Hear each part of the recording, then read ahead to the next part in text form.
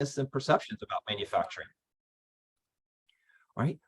So some of those I want to talk to you about is the first one, and kind of show of hands. I'm going to flip over a little bit more of a gallery view so I can see more people. How many of you heard the rumor or the myth that all manufacturing jobs are being replaced by robots? Kind of raise your hand. Anybody heard that one before? Okay. Not true. There are some jobs that are being replaced, but there is still a significant need for real people in the workplace, and that's not going to go away. Anybody heard the rumor that manufacturing is a dirty job with unsafe work conditions? Show of hands. See that? Okay. Not really true as well.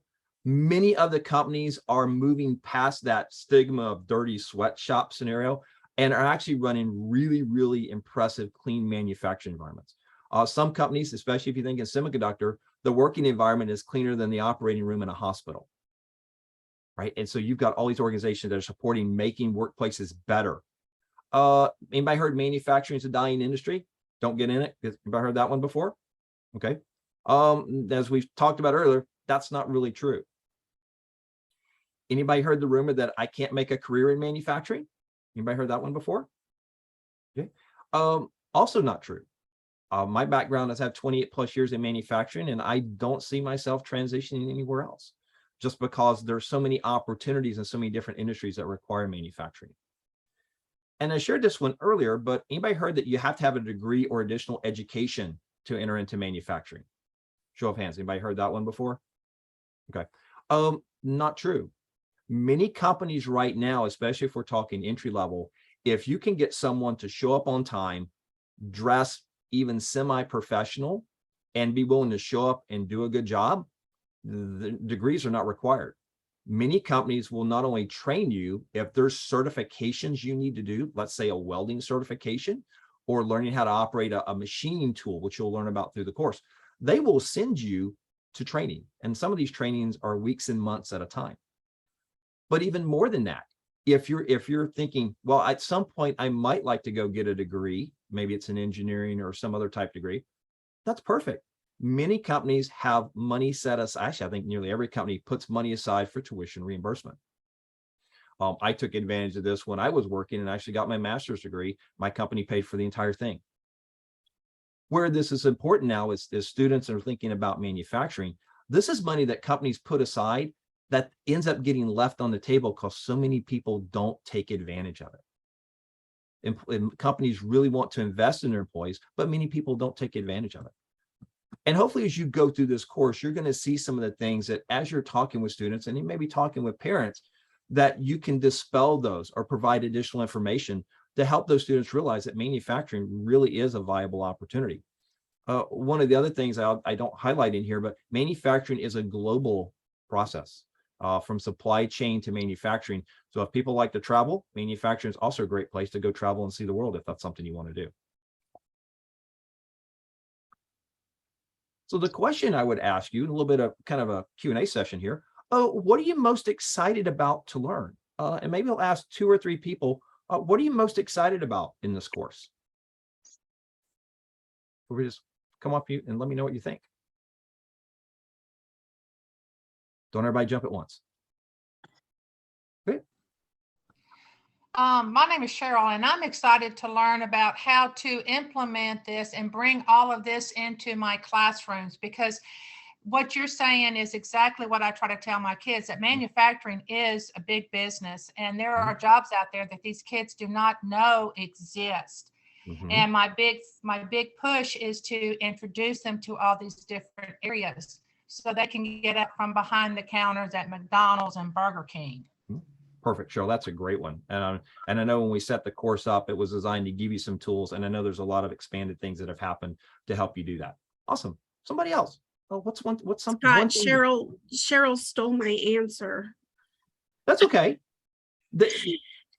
In addition to that, in addition to what Cheryl said, I'd like to go a little bit further into that and have kids. I teach science, so one of the things that I'm super excited about is how can we make manufacturing more green? How can we use it to help our environment instead of causing any kind of contaminants or pollution to the environment? So I like to take all of those elements and then turn it around and try to, how can we make it better? Perfect. And this is one of the things, and you see more companies that are going green. Where we're at here in Ohio, IKEA, maybe they distribute and sell things.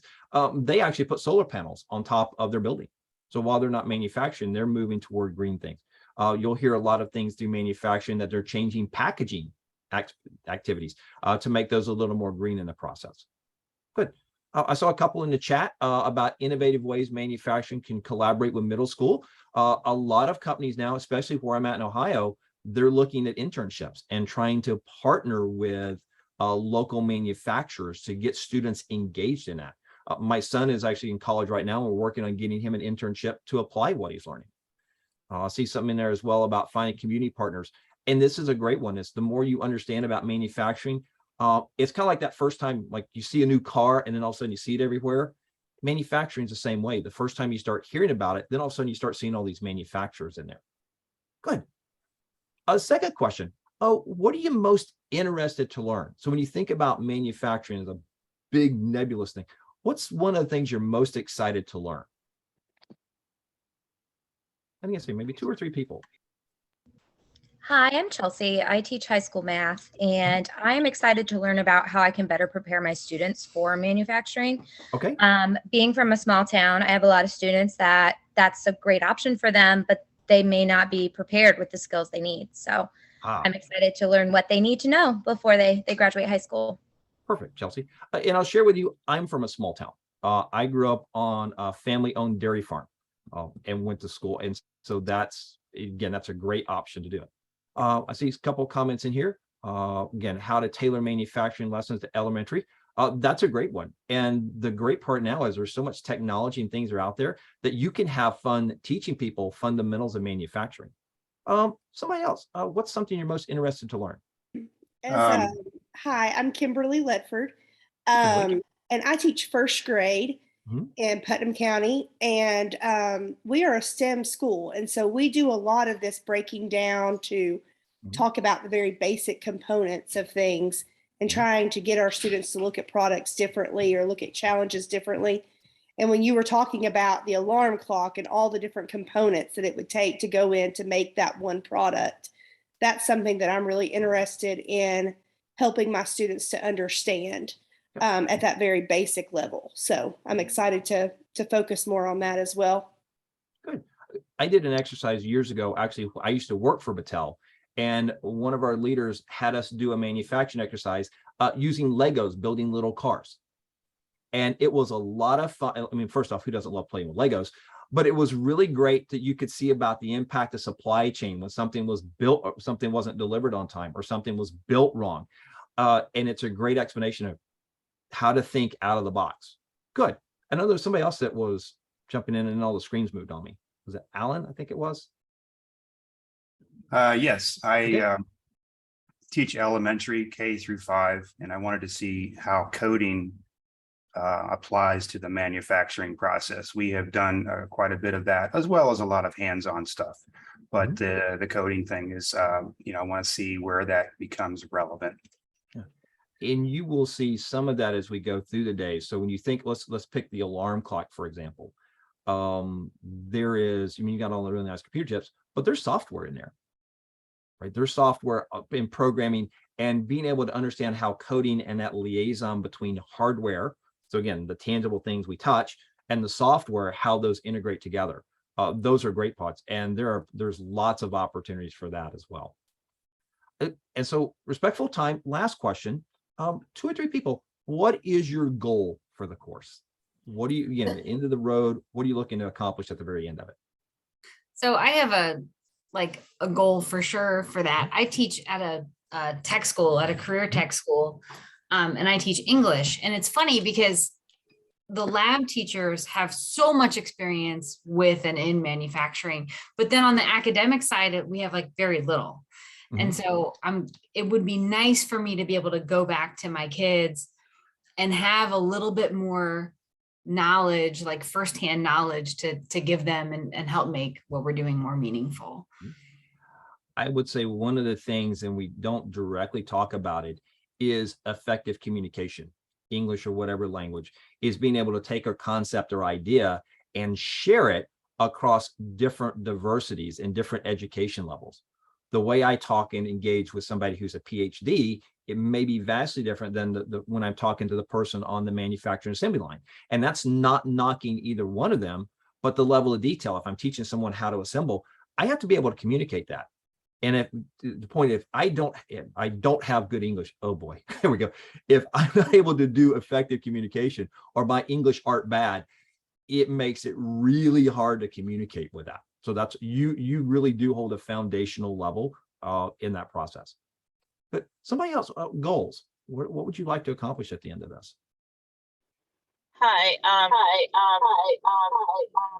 So we're a team, I guess, my husband and I. Can you hear us? I can, yes. We're driving along here, sorry. Our goal is, we both work at the high school level, and we've done 10 Promise for like the last 8 years, or however long we've started. But anyways, our goal is to try to show them that there's more than just a college direction. Like, we've had a lot of kids that, you know, are afraid of college or not sure or lost, and just to know that we have that post-secondary knowledge to help support them, you know, and to be knowledgeable in it ourselves, being in a rural community and showing them what's out there that doesn't require that, or maybe minimal amount and everything. So just kind of like an extra tool in our tool belt to help the students who are graduating and give them the options within their community. I think that's a great one. And I shared earlier, the mindset of you have to have a bachelor's degree to get a manufacturing job used to, I mean, that's the way I grew up. It's either degree or McDonald's, and that was it. And today that's not the case. And the great part is you can make a very good living in manufacturing without ever having a degree. And there are lots of different tools, and I think some of them will be discussed through your program, that students can take assessments and understand aptitudes of what they're good at naturally. It doesn't mean you have to have a PhD or a master's or even a bachelor's or even an associate's degree in many of those. Great. And so I've seen a lot of good things in here. So the thing I'd ask you is, as you're thinking about the goals, make sure you're working with the team to share those with you, or to share your goals with them. And then as you go through the course over the next several weeks, make sure you keep that in mind. And if you feel like you're not getting that, I encourage you to say, I want to understand a little bit more to connect the dots, because you're going to learn a lot of information high level about manufacturing. You're going to see some videos and actually get some application. The key about this is, most importantly, how do you transmit and transfer this information to your students where they understand and they can ask questions, and then most importantly, they know where to go to find information. So with that, I want to welcome you to the world of manufacturing.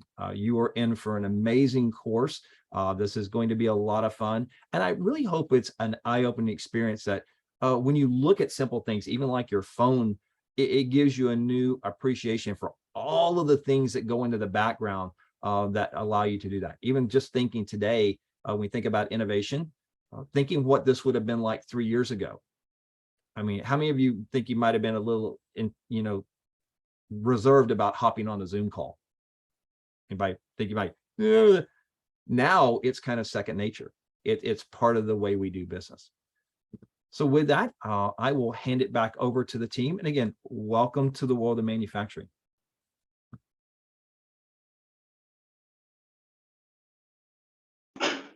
Give us just a minute. We're having a little bit of technical difficulty, everybody, with our slides that are coming in. So just one moment. We've been battling technology, as I'm sure many of you did when we had the lovely COVID epidemic here. So in just one moment, I believe Kristen will be coming back on and sharing our slides with us, and we'll get going for the rest of the morning. Heather or Kristen, are you there? Yep. Kristen, I've got slides if you want me to use the 101 deck. Super. All right, Scott, thank you so much for your time. Thank you for coming back. Absolutely. It was nice to see you and to really set the tone for the reason, the big why about this program. What we're going to do is we're going to talk to you a little bit about sort of the program overall, who are all the players, and then we're going to shift into our two groups. So give me a second, I'll share our slides, and then we will go from there. With that, I'm going to drop off. I wish special luck to everyone. Heather, great to see you again as well. Sandy, Kristen, great to see you as well. Right. Take care, everyone. Thank you so much. Bye, Scott. Thanks. All right. So I got really lucky a couple of years ago and randomly met Scott somewhere and then figured out that he was a former Battelle manufacturing person. It was right when we were doing stuff for MEEP. And we were really excited to be able to bring him on as a consultant. As he mentioned, he was the primary author on the Manufacturing 101 course. And so we have access to him if there's ever anything that's confusing. I know when we all jumped on this morning, it was like really fast and really new. So we're going to kind of back up. We're going to reintroduce ourselves and help you all understand, because more and more, I keep thinking, gosh, there's a lot of moving parts in this program. So as you know, we have two cohorts here. We've got 4 different groups going on. We've got a group of educators from Tennessee. We've got a group of educators from Ohio. And then among those 2 groups, we've allowed people to go into 2 different versions of the PBL course because we wanted to be able to provide some differentiated instruction depending on people's level of comfort with PBL. So we'll take a second and reintroduce ourselves. Kristen, we'll start with you. Tennessee was the network that originally won this grant, and so they're sort of the owners of the MEEP program. And then in the second year of the program, they invited our network to participate. So Kristen, if you could talk about who you are, your background, and then your role in this program, and then we'll move to Sandy, and then we'll move to me. Sure. So hi, again, I'm Kristen McQueen. I'm the STEM relationship manager with TSIN. I actually got to participate as an educator in this MEEP program back when we first piloted it back in 2018. So I got to be one of the founding educators that went through the program. And I got to spend some time in a manufacturer then as well. So I spent almost 10 years in the classroom before I left as a STEM educator, K4, in a small town kind of outside of Nashville. Was really involved with the network as an educator, and that's really what led me to the role that I'm in now. So it was really interesting when I came aboard. They were like, hey, you're going to take over MEEP. And I was like, okay, cool. I did that as a teacher. So it's been really interesting on the back end, seeing how MEEP operates from a management position versus being the educator in it. But this is my passion program. You know, I think in any job that we take on that we find a nook or passion. And I do think that this is my passion with it. So I'm just really excited to be here with you all. And I know that there are a lot of us on here, and once we break off it'll run very smoothly, we hope.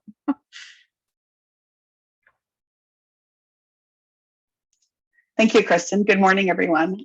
For some of you who were here earlier, I'm Sandy Gento. I work for the Ohio branch of the Battelle organization. So I am a STEM relationship manager at Ohio STEM Learning Network. I have roughly 15 years of experience in STEM teaching and STEM pedagogy.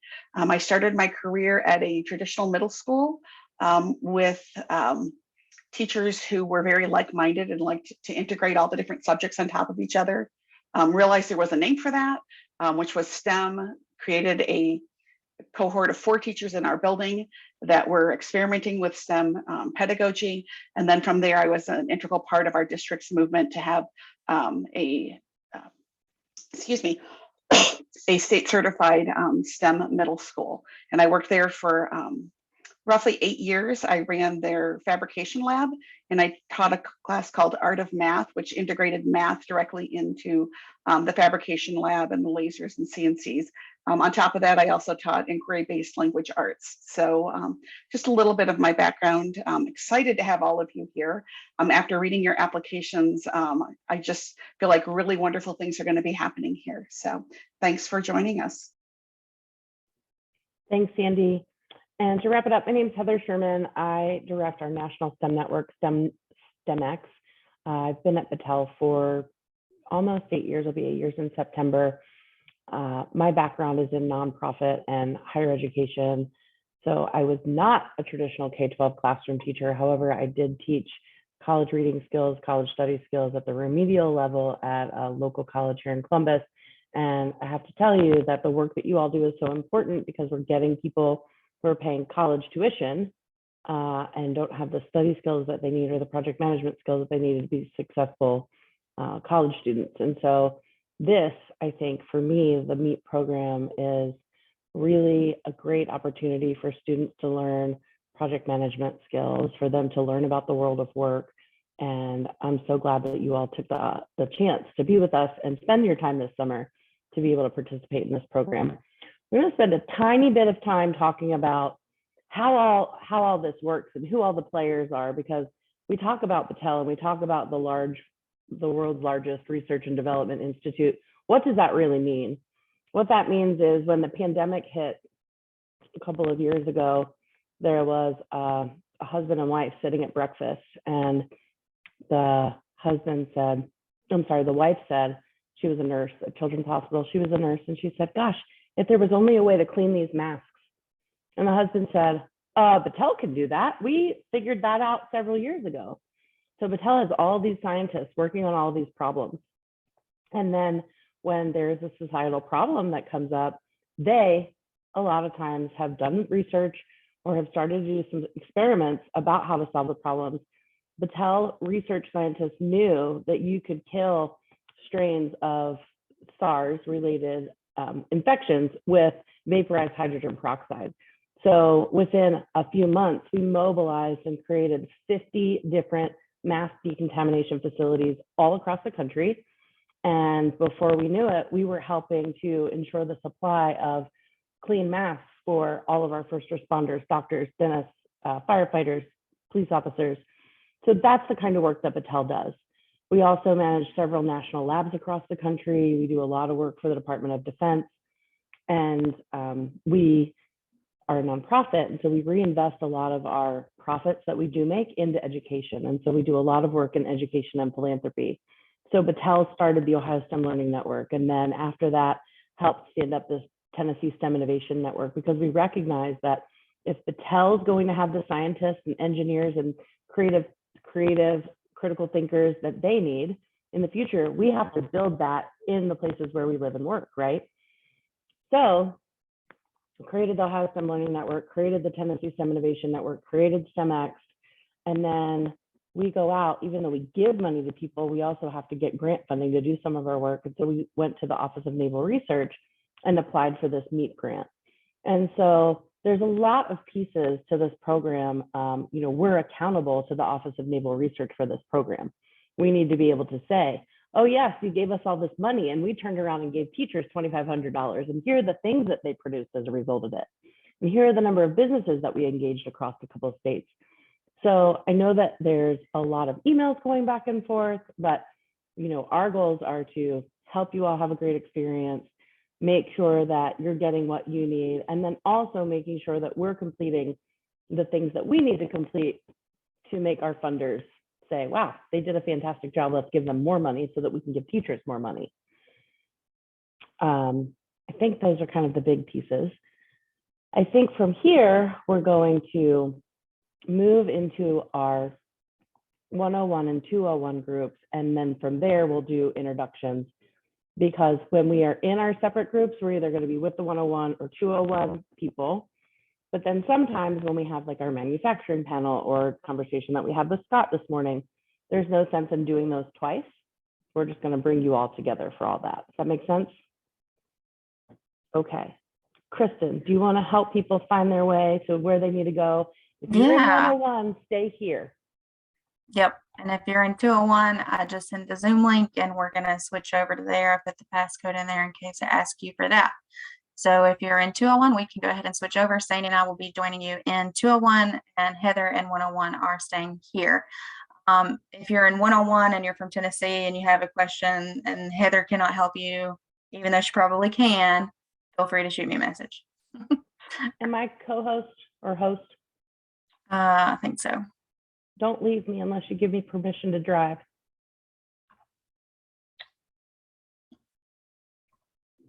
Cool. Let me make you host. Yes. All right, you officially have the power. I have the power. Yeah. Bye, guys. Have fun. Bye. See you soon.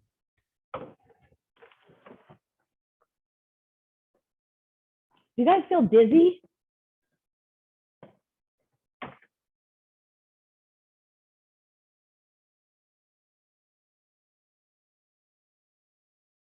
we're going to let the screen stop flashing. If anybody needs to stand and take a 1-minute break, go for it.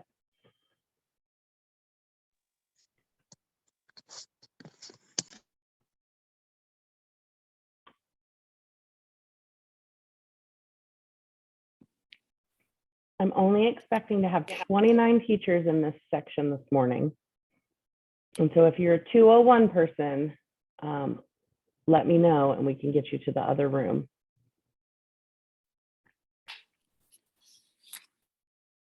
Hi, Kelly. We need to get you to the other room.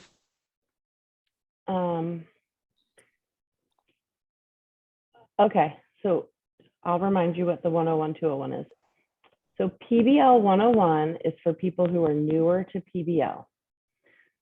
So that means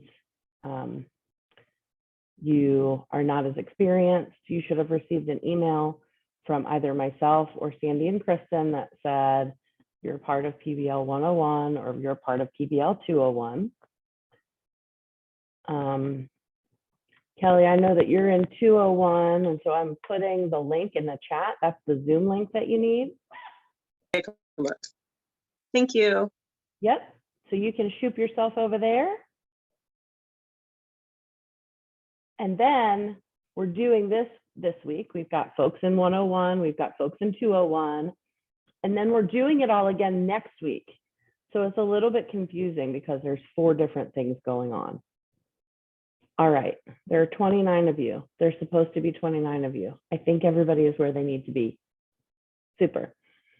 Today is going to be about 2 things. Today is going to be about getting to know each other a little bit, and then also setting you up so that you can be successful in this program. I want to make sure that everybody feels comfortable about where we're headed, what we're doing, how to use the technology, and to feel comfortable in the fact that we're all in this together and we're all new together, and it's okay. So we're going to live in the design cycle. Fortunately, we've run this program a couple of times before, so I'd like to think that we know what we're doing, but then there's always technology that comes along and creates a little bit of problems. And the other thing is that, you know, we're trying to meet people where they are and help people, you know, be successful in this program. So for things that are related to edX, which is the online platform where you're going to take your manufacturing and PBL 101 course, Kristen's your person. She knows the back end of that system backwards and forwards. I know like this much about the back end of edX. However, if you have questions about what your homework is, when you need to do it, how do I access a Google Doc, all that stuff, you can come to me for all that. For the Ohio people regarding your externship placements, I'm your person for that. And for Tennessee people regarding your externship placements, Kristen's your person for that. Any questions about who's who? Cool. All right. So what we're going to do next is we're going to do some introductions. And because there's so many of us, introducing in this big of group will take forever. So we're going to break into, let's see, some breakout rooms.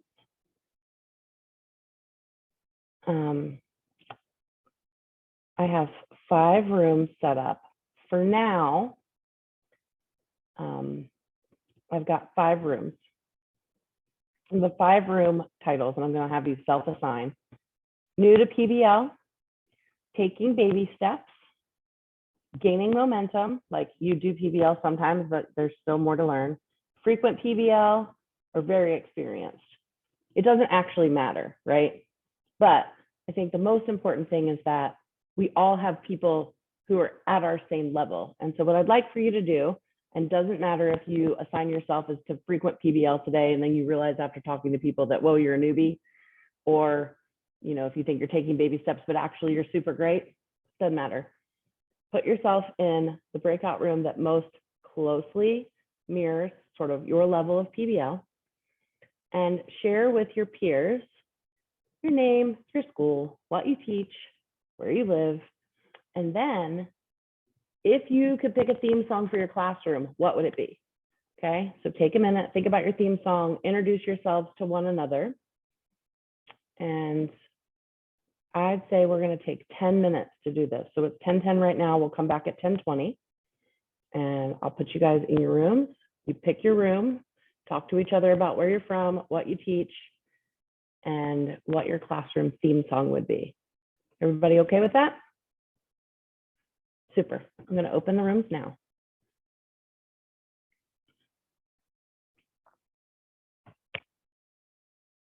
Oh, I think it all says unassigned. Can you join your room? You have permission to, there you go. People are moving.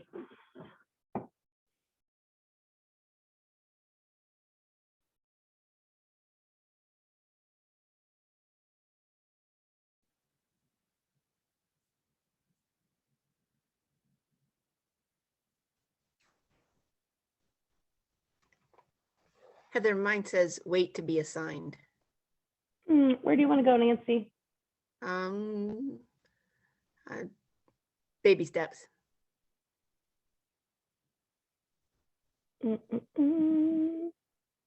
Please. Trying, hang on. Let's see. Assigned to 2. Okay, I got it now. Thanks. How do I join a breakout room? I see where it says breakout rooms, but and then I think you click on the one that you want. Yeah, I did that. No dice? Oh, I see where it says join. Never mind. Thanks. Okay. Travis, do you want me to shoot you somewhere?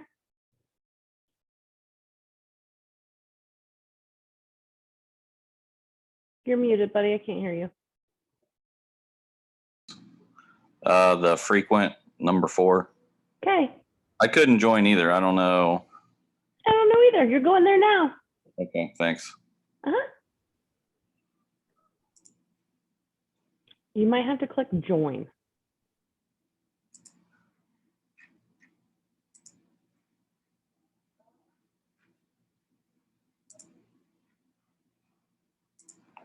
I don't see any kind of thing. Should it pop up? I don't remember what it does. It says not joined. Move to. I'm going to move you to 3 and then I'll move you again.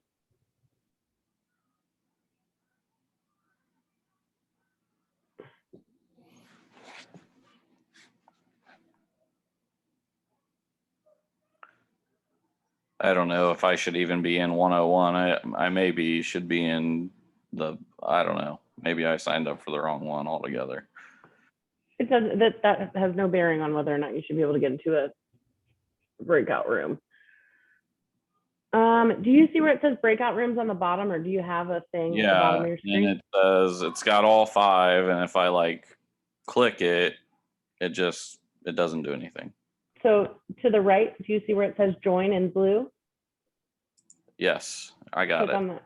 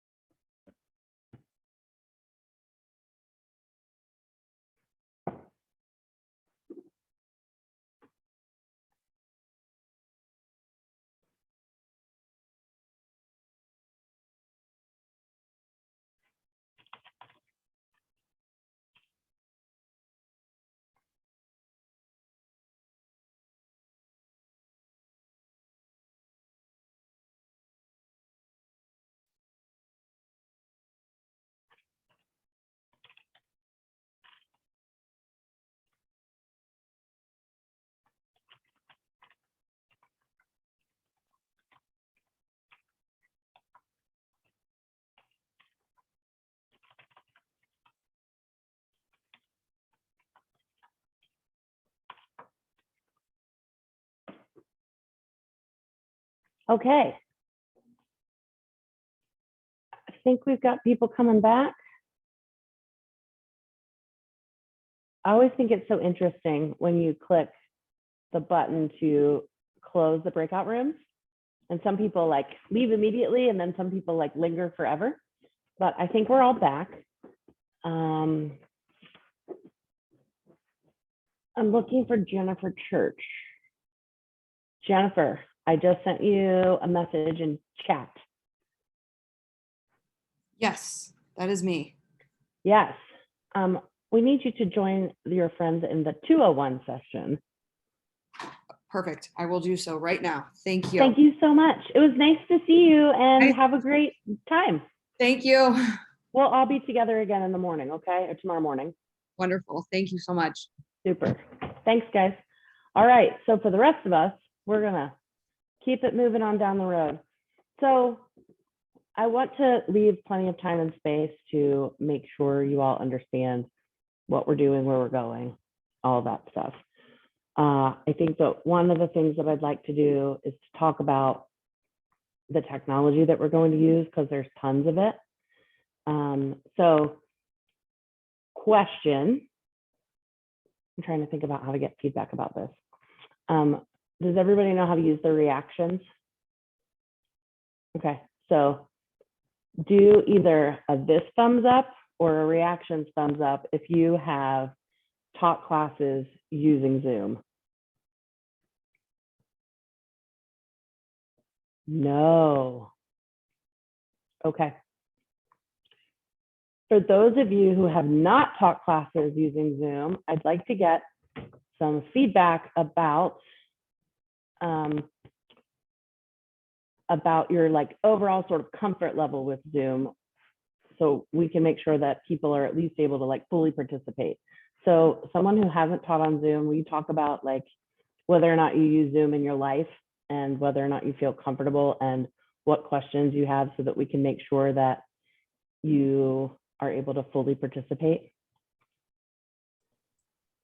I think I can mostly figure it out. My school used Google Meet, not Zoom. Got it. I didn't ever, we were also I was always in person, never online. So. Okay. Got it. That's exactly what I was going to say. We used Google Meet. And so I've not used Zoom a whole lot, but it's not terribly different. I can figure it out. Good. Good. It's exact same for me. We used Google Meet. I think I can figure it out, but it is new and different from what I'm used to. Okay. Well, hopefully by Thursday, you'll be like a Zoom pro. Any other comments or thoughts about Zoom? I use Teams, but I've been on some Zoom meetings. I'm on my Chromebook, and I think I'm going to have to move to another one because I think with my Chromebook, I'm limited on some of the things I can do with Zoom, if I remember correctly. I see. Okay. Well, the tech we'll figure out. The one benefit that this group has over the other group is that we don't have to switch back and forth. They always come to us, which is pretty awesome. Hang on a sec. Jennifer's having an issue.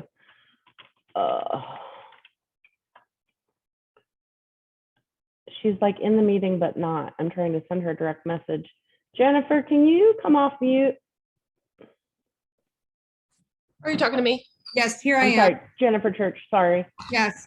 For some reason, the link didn't take me anywhere. I'm sorry. It didn't ask for a passcode or anything. You're fine. Hang on one second. Let me message Sandy.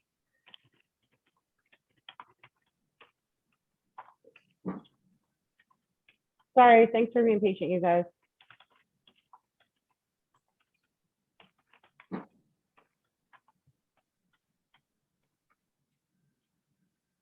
And you know, we're all trying to be like here and in different places and also tend to what's happening in front of us. Jennifer, can you see the chat? Where I messaged you, yes. Can you see the historical chat? No, I don't. Here we go. Hang on. Sandy just messaged it to me. One sec.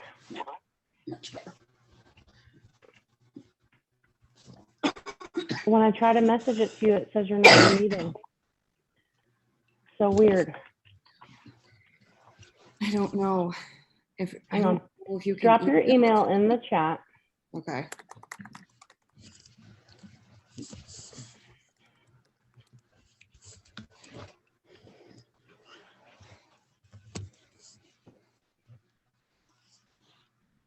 I think I might have just copied it and pasted it, if that's the right one.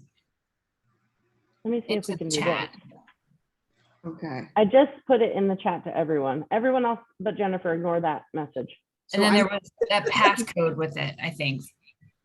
Yeah, so I'm clicking this and it should take me straight over to there, right? Theoretically, yes. Okay. All right. Thank you. Thank you.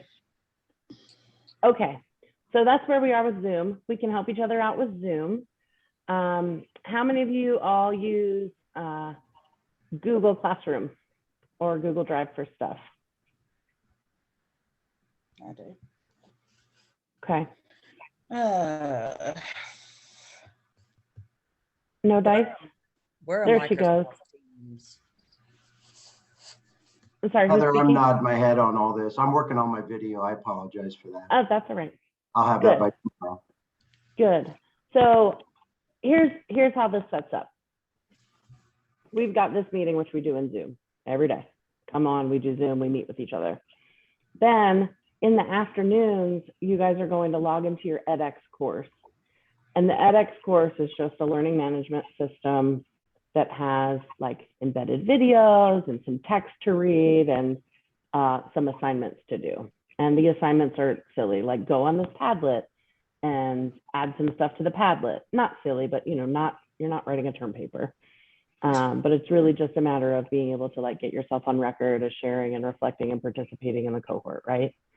Then we have a Google Drive where all of your other documents are. So sometimes we use collaborative notes a lot of times, right? So when we have our manufacturing panel, we'll give you guys a link that's collaborative notes and everybody will jump on while we have speakers and add notes so that, you know, in August, when you're like, what did they talk about? You can go back and reference all this information.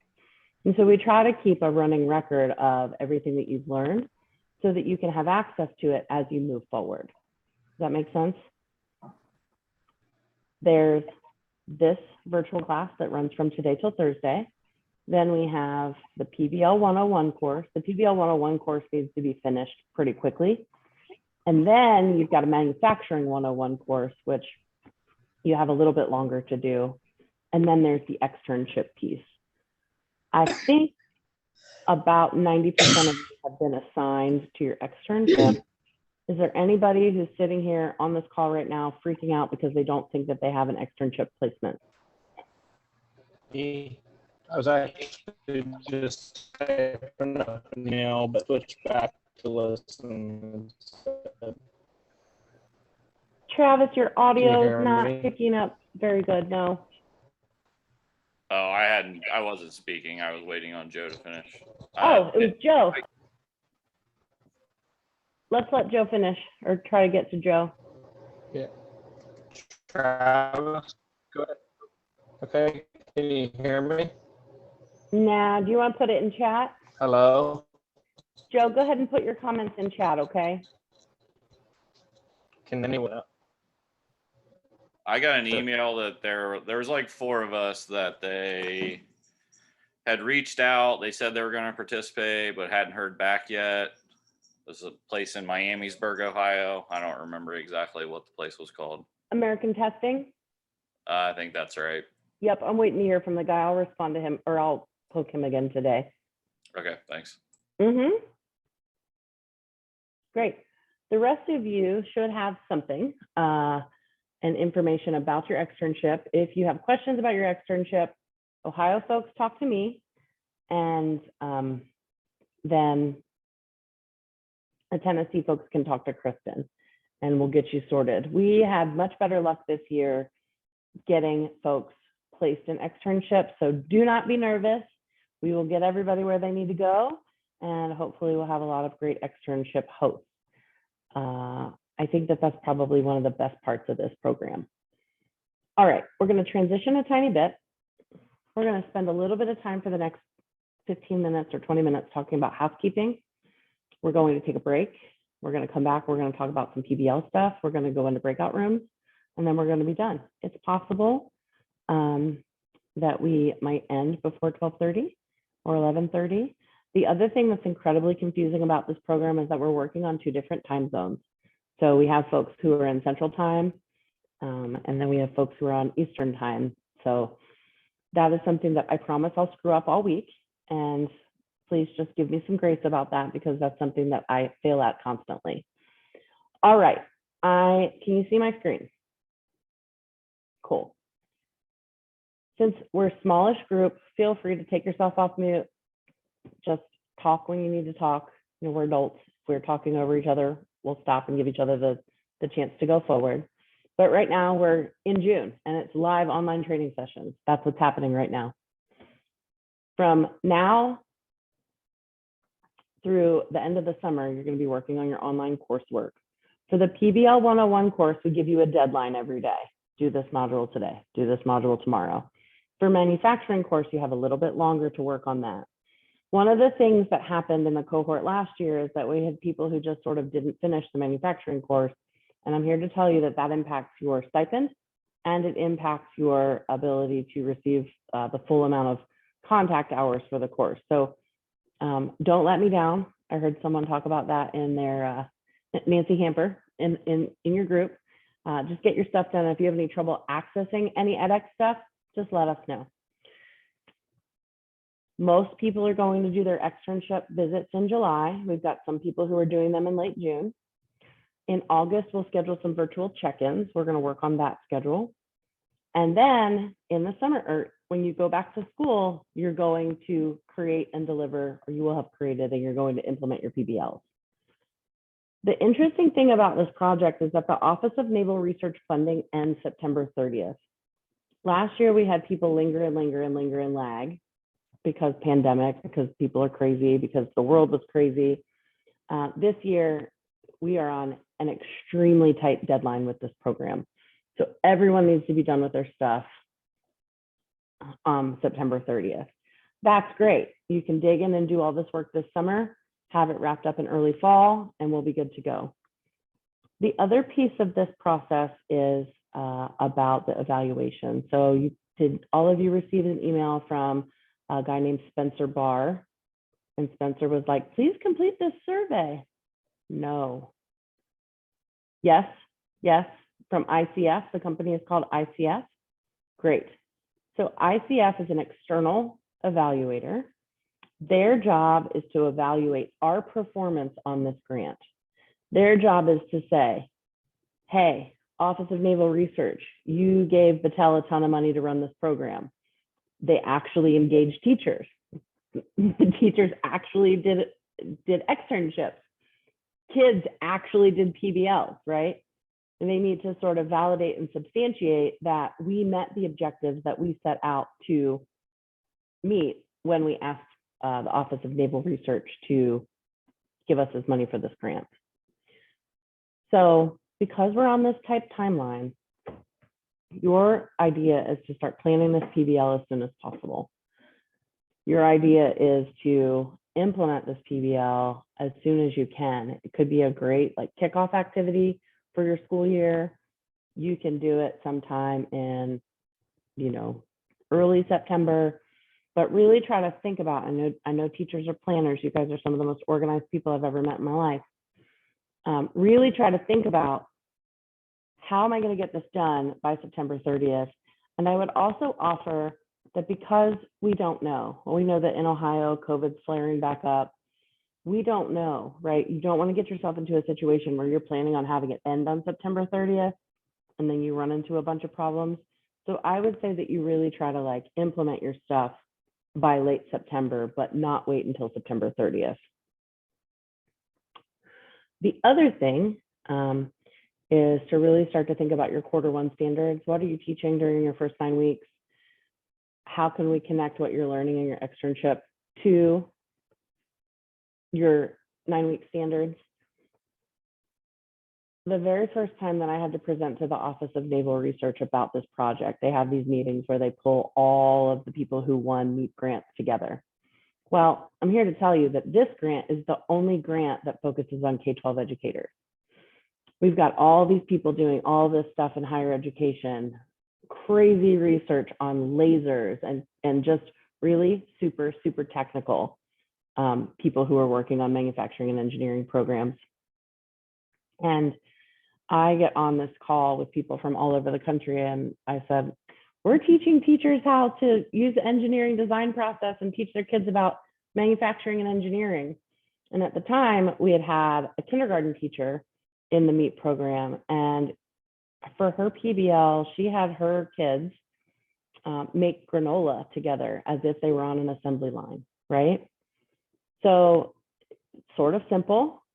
We don't need to overcomplicate this. We need to think about ways to provide engaging opportunities for students so that they learn a little bit more about manufacturing than they did when they started in your class day 1 this year. Does that feel okay? Cool. Do we have any questions about the timeline, the online course, when we're doing what? If so, please take yourself off mute, ask the question that everybody else is afraid to ask. Is there a certain point, if we haven't heard from the contact person from our manufacturer, that we should let you know? Absolutely. So as you saw, I sent all those emails, what, Friday? Yeah, I'd give them till like Wednesday or Thursday this week. The business people are really slow to respond to people like me. So give them a couple of days, but then after that, reach out for sure.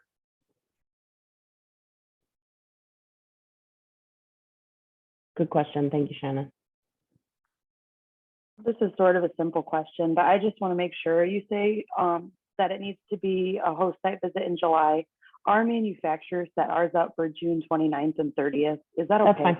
Yeah, okay. Some people are going in June. Absolutely. Okay, just wanted to make sure. Especially good for the people who are in this cohort, because you could do your externship anytime after Thursday. Okay, so, yep. Thank you. Mm-hmm.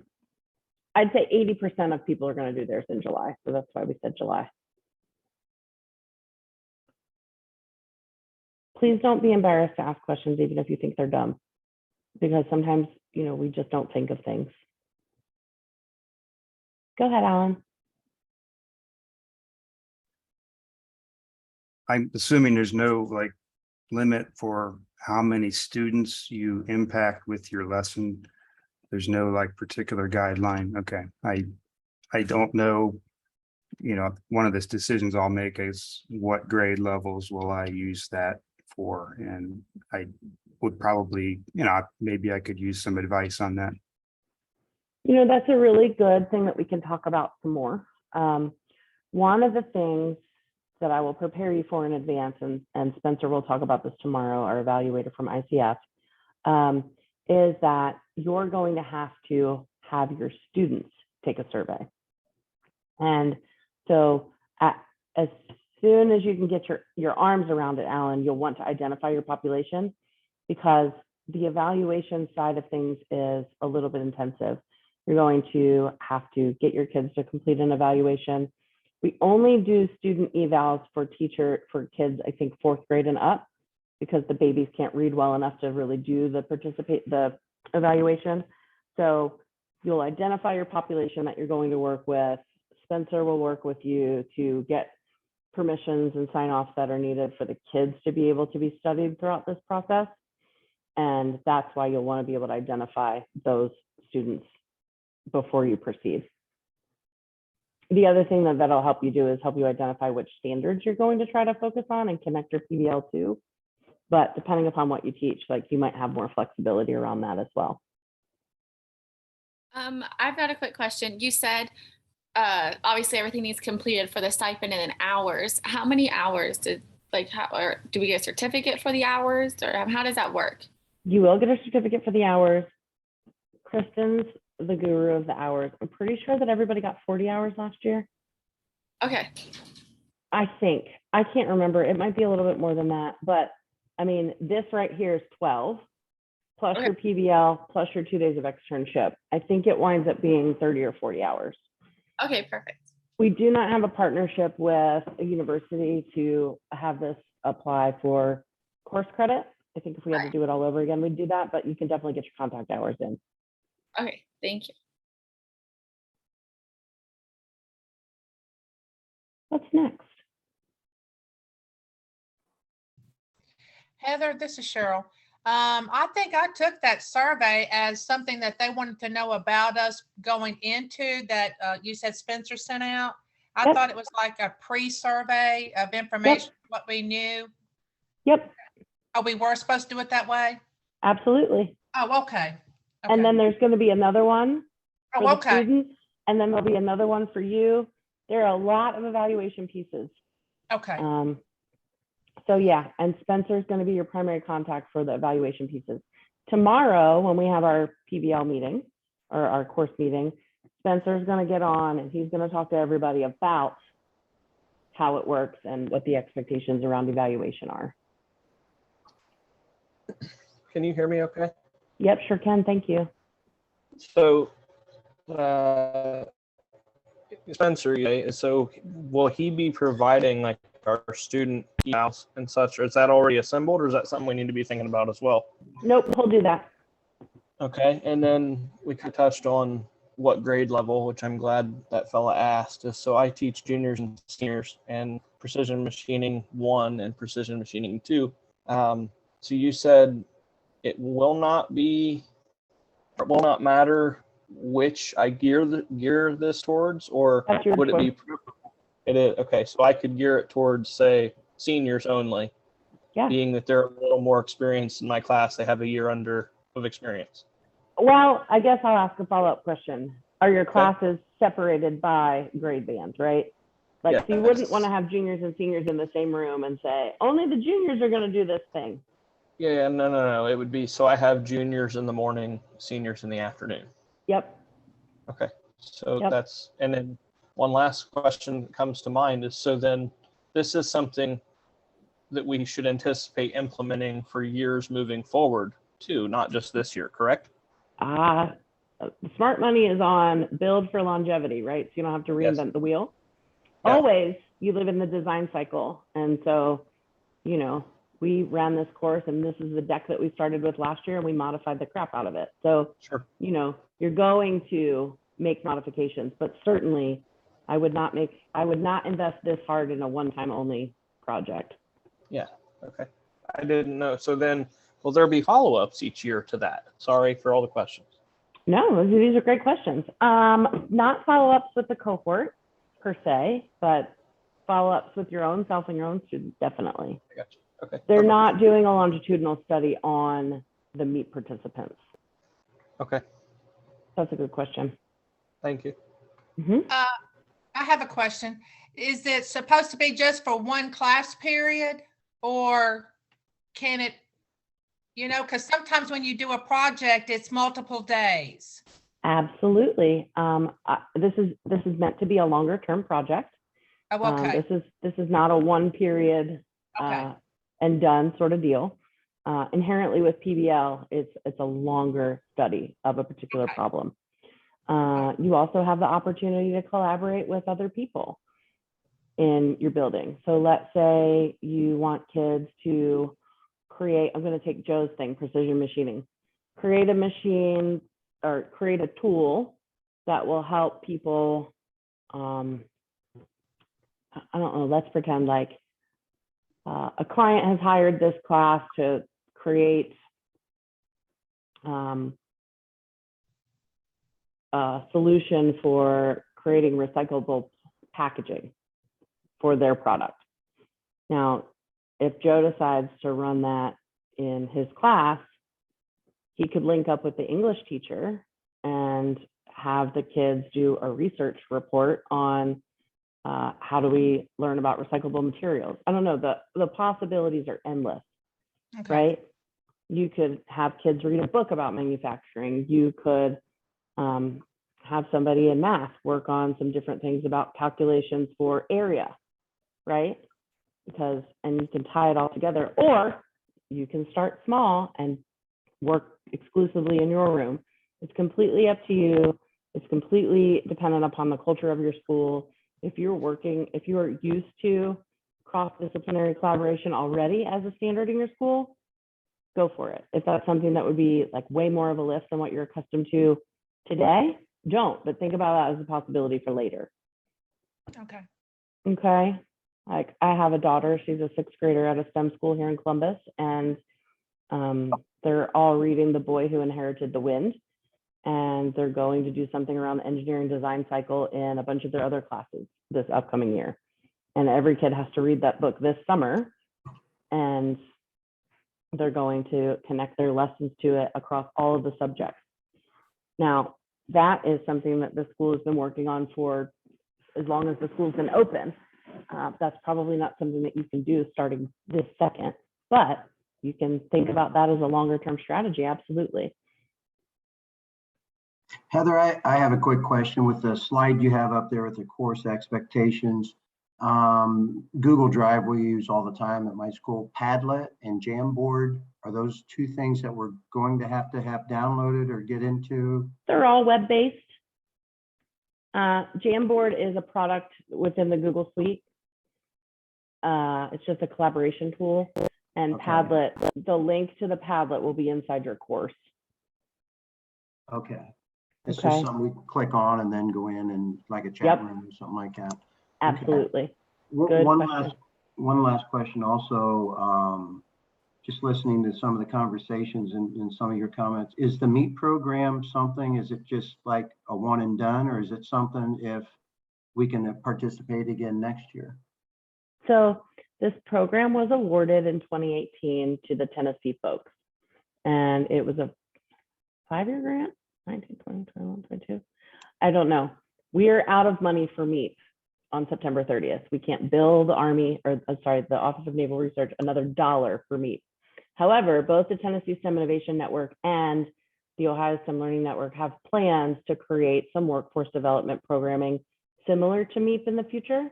So I would just recommend that you stay in touch with your state STEM network for further opportunities. It's not going to be exactly the pattern of MEEP, but there will be other opportunities to engage in similar programs. In Ohio, we have a program called the Ohio Rural Educator Program, and that's doing this PBL course, but also around agriculture. So connecting agriculture standards, agriculture and science standards in PBL together, but that's exclusively for science teachers. So we're always inventing new opportunities. You just have to stay connected to TSIN and OSLN to figure out which things appeal to you most. Okay, thank you. Good question. I'm going on. And then we're going to take a little stretch break because we've been sitting here for a long time. Live, we're going to take a stretch break right now. We're going to come back. We're going to talk about the online courses in more detail, about edX, how to get in there. We'll review the syllabus. We'll move our break. We'll talk about PBL stuff. And we'll do a little bit more collaborating, okay? It is 10:59 right now. Let's give ourselves 7 minutes. So come back at 7 after 11 or 7 after 10, depending on where you are. If you want to mute yourself and get off camera for a minute, stretch, get more coffee. We'll see you in 7 minutes.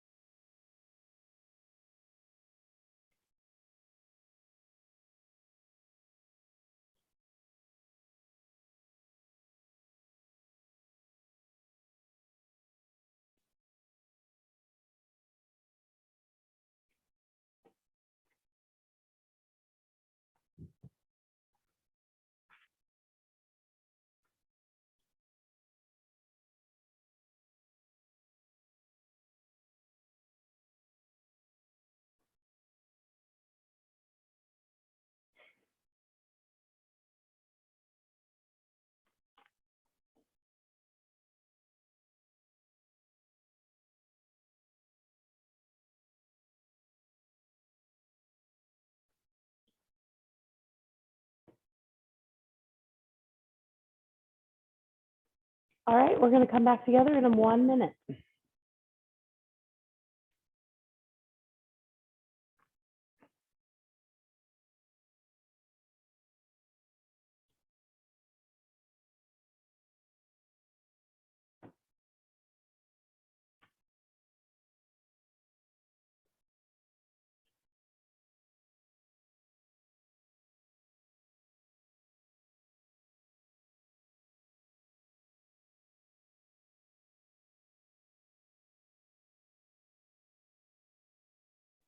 Awesome, 11:07. Give me a thumbs up if you've ever used Slack before. Thumbs up if you've ever used Slack. Okay. Thumbs down if you have not. Lots of Slack newbies. Great. Okay. Give me a thumbs up if you've ever used Facebook Messenger before. Cool. So Facebook Messenger, Slack, all of these things allow for conversations, right? Conversations that occur outside of the other platform. Slack, I think, was created in the tech space for computer programmers, but we have decided to use Slack this year as a way for teachers and participants in the MEEP program to be able to talk to one another offline. So Slack is web-based. You can also, there's a desktop version. I dropped the invitation to Slack in the chat, and I'm now sharing Slack right now. So I'm going to send a message to everyone. Welcome to MEEP 2022. And then later, if someone wanted to respond, they could say, so glad to be here, or how come you didn't give me any more coffee, or whatever sort of comments you want to make, right? And you can join the general conversation. So this is like a great place, like, where's the link for today? Oh my gosh. Or, you know, hey, I found this awesome article about manufacturing, share it there.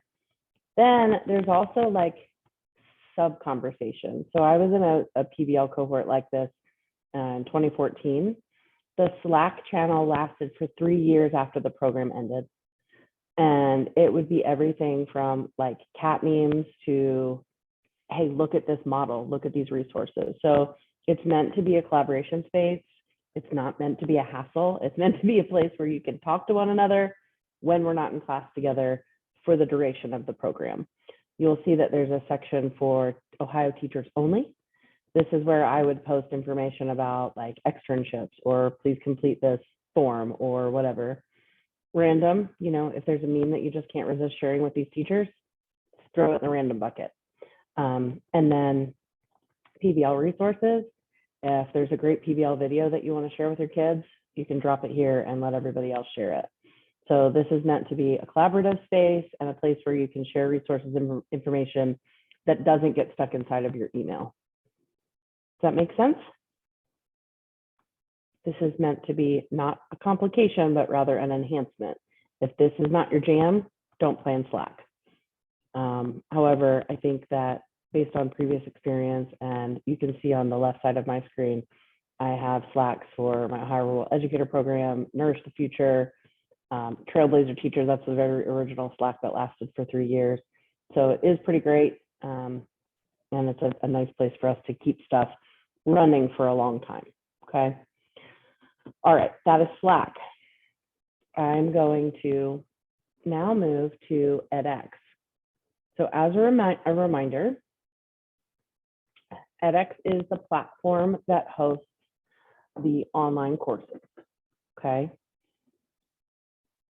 Everyone, thumbs up or thumbs down if you were able to get into your edX course.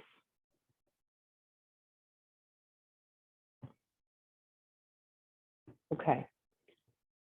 Kristen told me today that some people's edX invitations are going to spam.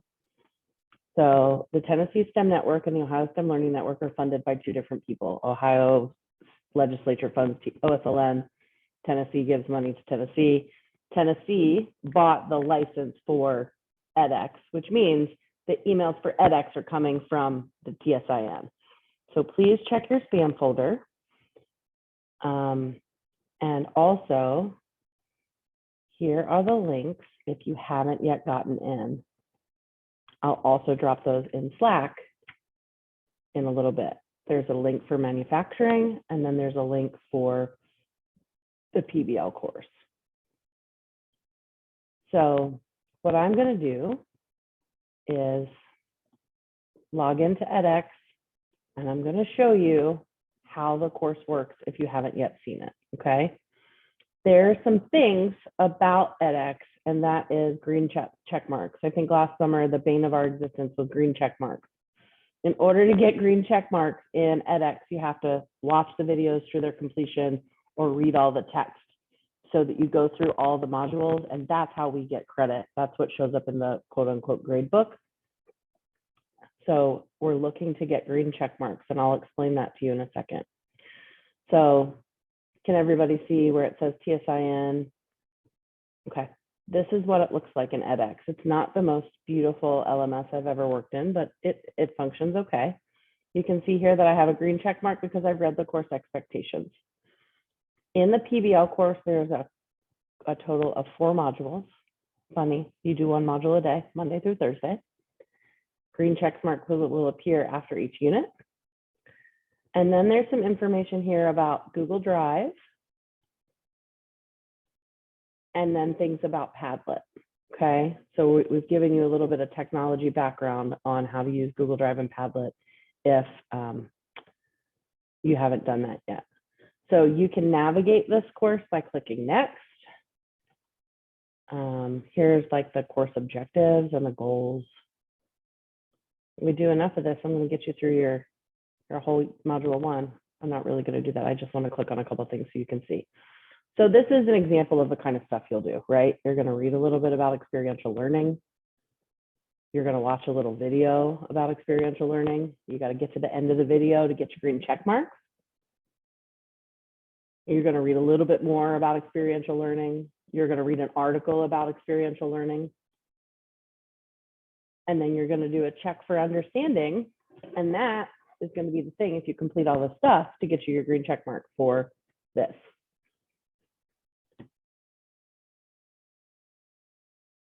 We're also going to look at a tale of 2 PBLs that gets into the nuances of difference between problem-based learning and project-based learning. You'll become experts about that tomorrow or by tomorrow. So there's differentiation between problem and project, role of the teacher, and then there's a QR code or a link that will take you to the Padlet. So Dave, to answer your question from earlier, like all of this stuff is here. So this is Padlet, and this is going to be a place where you collaborate. So how can problem-based learning change the learning process in your classroom? I'm going to make a thing that says it creates a higher level of engagement for my students. And I'm going to click publish. And then you can see that I've now contributed to this Padlet. And so we can all contribute and have our ideas there in the Padlet, which means we've all reflected on our learning. You've thought about how it applies to you. And then you'll have like an asynchronous sort of feedback from your peers about this. This we switched out because we used to do this in like an old school bulletin board discussion, and it was terrible. So maybe this will be better. We'll see. Any questions about that? So going back, this is at the very end of module 1. You either use the QR code or the link to get to the Padlet. Then you're going to do a little CYU, check your understanding.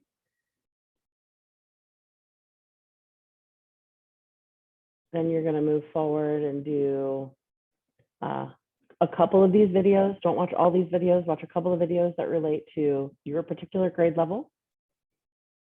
Then you're going to use the Padlet to give some feedback about the video, and that's the end. So when we're done, this is what you're going to do. You're going to do some reading. You're going to do some video watching. You're going to do some reflecting on the information that's in the course. And that's how that's going to work. And the idea is that you work through one module each day and participate with your cohort members, reflecting on what you're doing. And that's why it's important to like work on pace, because tomorrow we're going to spend time talking about the differences between problem and project-based learning and learn a little bit more. And so we want to be able to have really good discussions. Okay. Any questions about edX? Is there a Google Drive link embedded also, and where does that get used? So Travis, you know how we just had like this thing went to Padlet? Sometimes instead of stuff going to Padlet, it'll go to the Google Drive link. Good question.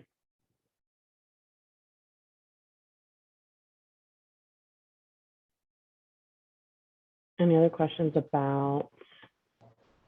So it will always be clear whether we use the tablet or Padlet, excuse me, or Google Drive or Slack, whatever we need to use to be clear cut, right?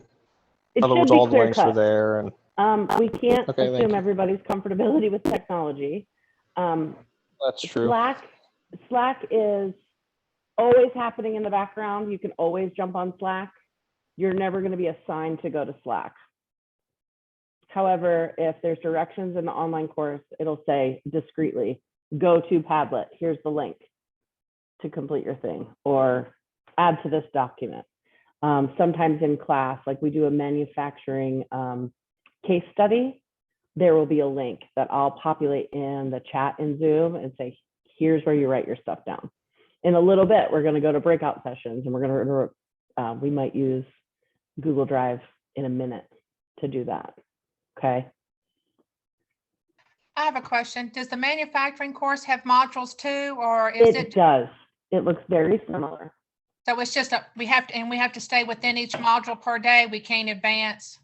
So you can always go forward, and the timeline on the manufacturing course is a little bit longer. So you have until the end of September to complete that manufacturing course. Okay. However, I don't recommend that you wait until the end of September. I would try to do as much as you can in June so that you can get this off your plate and breathe and chill out in July. Okay, thank you. You can always work forward though. Good question. Heather, how long do you guesstimate it will take to get through the first PBL module? Dave, I don't know. I was thinking about it earlier, and I think it's probably an hour and a half. Okay. So You know, we have like an hour and a half module for each of these 4 days? Yeah. Okay. Yeah. What we'll do is tomorrow we're going to live in the design process, and you're going to tell me, Heather, that was a gross overestimation. It took me 20 hours to do that, you crazy person. You're not going to say that. It's not going to take that long. But tomorrow we'll spend a little bit of time talking about how long did it take you. Can we work ahead? Absolutely, you can work ahead. Okay. On both this course and the other course. Okay. Okay. Also, the slides for every day will be available to you. Okay. So you'll always have the slides. The slides will kind of be your breadcrumbs. That is not what I want. I want this. Can you still see my screen? Yes, thank you. There's something I want to show you. You spent a lot of time fixing it. I want you to have it.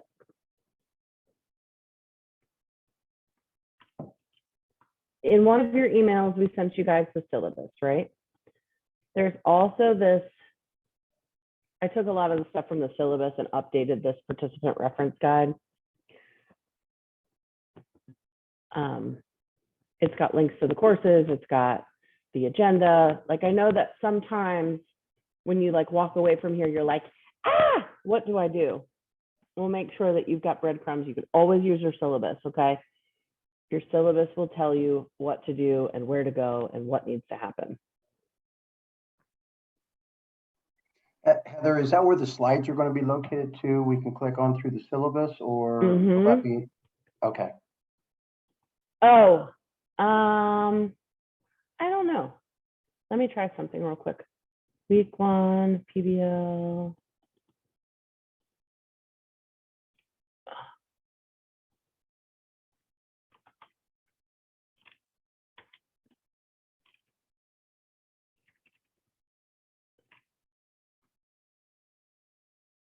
No. I'll make sure that you have a link to a Google Drive that's got all your stuff, okay? It's going to have the daily slides in it. It'll have your syllabus. It'll have your kind of marching orders. We'll make sure that you have all of that. Will that come through an email? Yes. Super. Thank you. Yep. And I'll also post it in Slack. I'm going to write myself a note right now. And the note's going to say, what if I had paper handy? There we go. PBL, Google Drive, plus syllabus, email, and Slack. All right. Okay. Are we ready to think about PBL a little bit? Do we feel pretty good about, or as good as we're going to feel until we dig into the technology? Okay, cool. Okay, going back to slideshow. We're going to watch a 3-minute video, and I'm going to try to remember to share my sound with you. This is about 5 ways to begin the shift towards project-based learning. And I'm kind of a stickler about problem versus project. We'll talk about that tomorrow.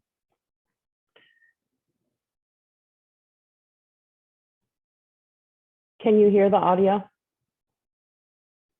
All right, hold please. Let's think about this.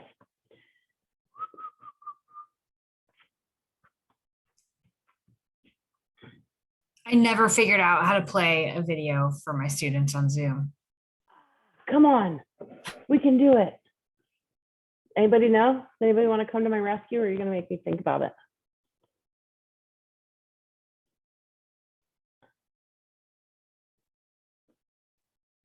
Share screen, advanced sharing options.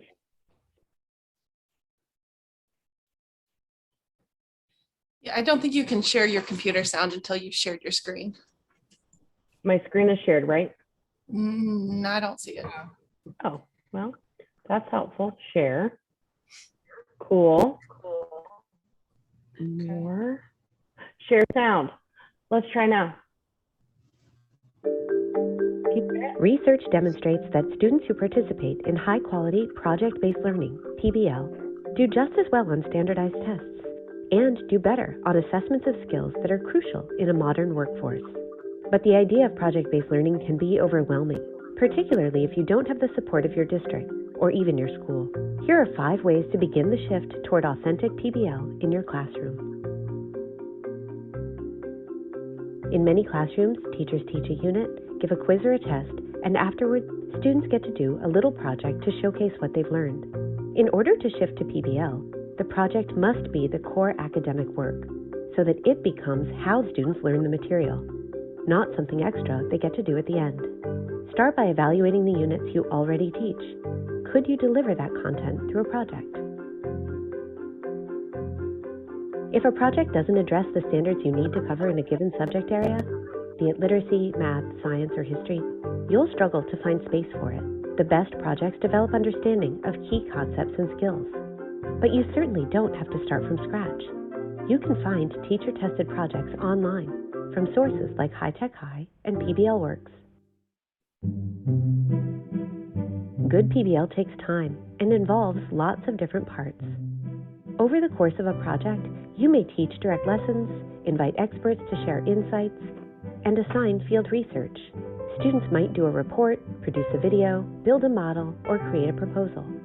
Try offering lots of different ways for students to develop skills and show what they know.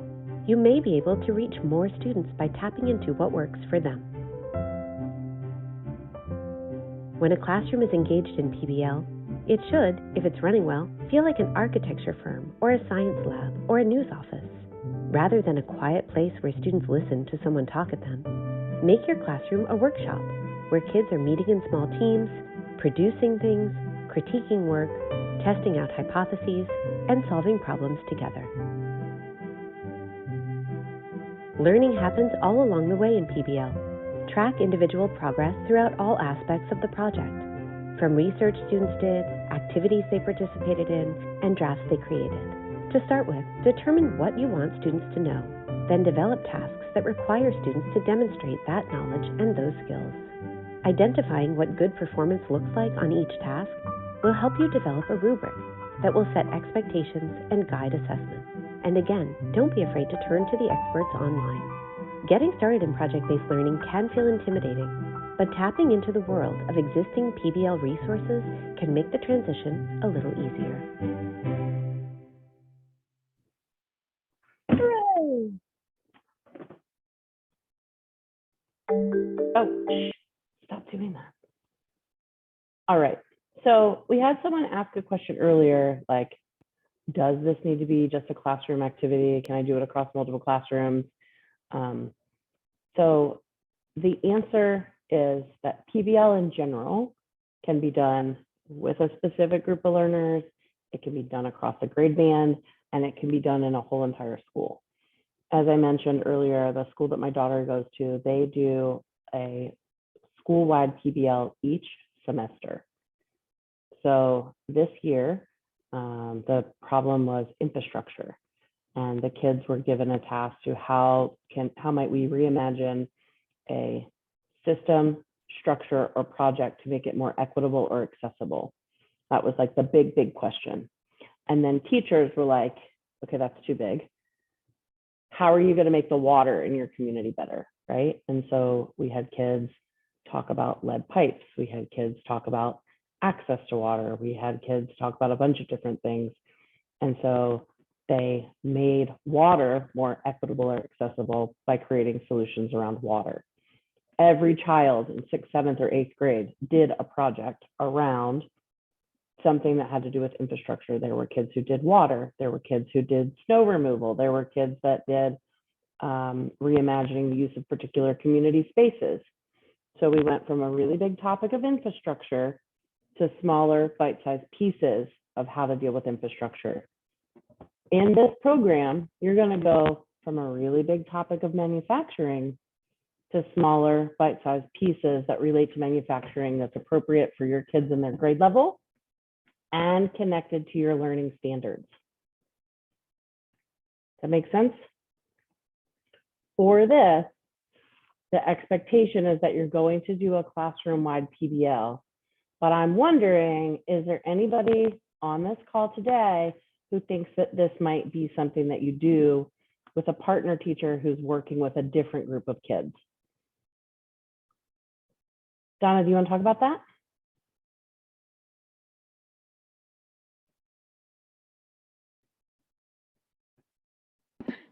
Yes, Lauren and I teach at the same school, and she teaches 2nd grade and I teach 1st grade. So we thought that we would work together to develop one. Fantastic. Anybody else thinking that they're going to do this with someone else? Deb, you want to talk about it a little bit? Well, in my school, there are 3 6th grade science teachers. We have about 300 students.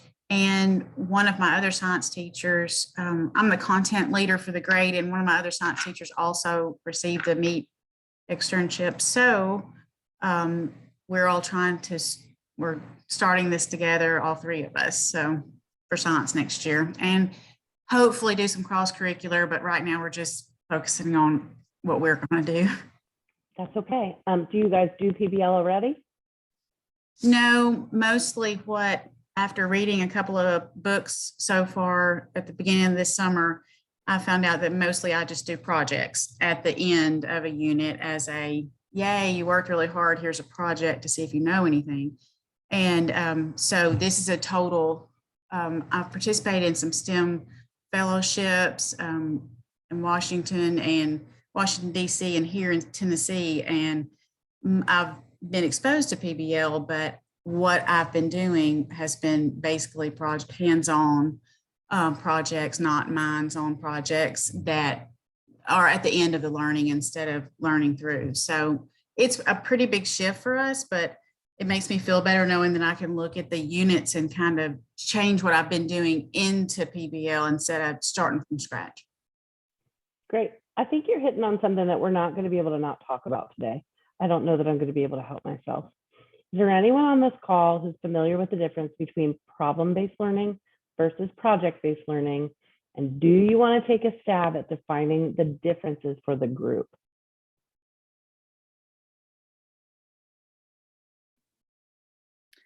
I'll try to take a whack at it. I'm a kindergarten teacher here in Ohio. When I came on staff, our kids, we just received our STEM designation this year. So a lot of hard work went into it for all of us teachers and especially our STEM teacher.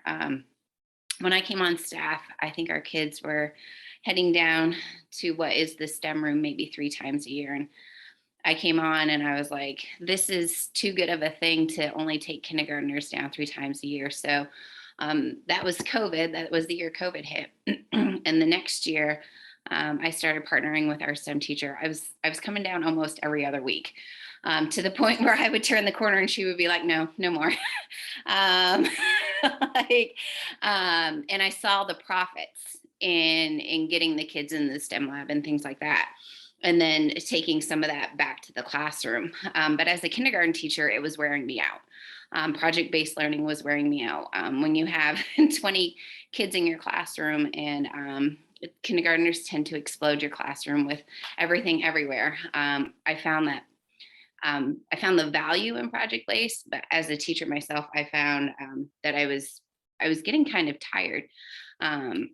So this year, we made a shift to problem-based learning, still incorporating the projects. But I found with problem-based learning, for example, little ones come in, they're coming from pre-K and they still need a lot of one-on-one support. And so the first thing that happens is they find something on the floor that isn't theirs, a crayon, scissors, or something like that. And they're like, Mrs. Williams, in the middle of teaching, I found such and such. Great, that's awesome. And that could happen 20 times within a 20-minute time span. Or the next piece was, okay, I need you to take out these following items out of your desk. And they'd be like, I can't find my pencil, or I can't find my marker, I can't find this. And that would happen 20 times within a 20-minute time span. I'm like, okay, guys, I'm like, we're not getting anywhere. So we put a pin in it.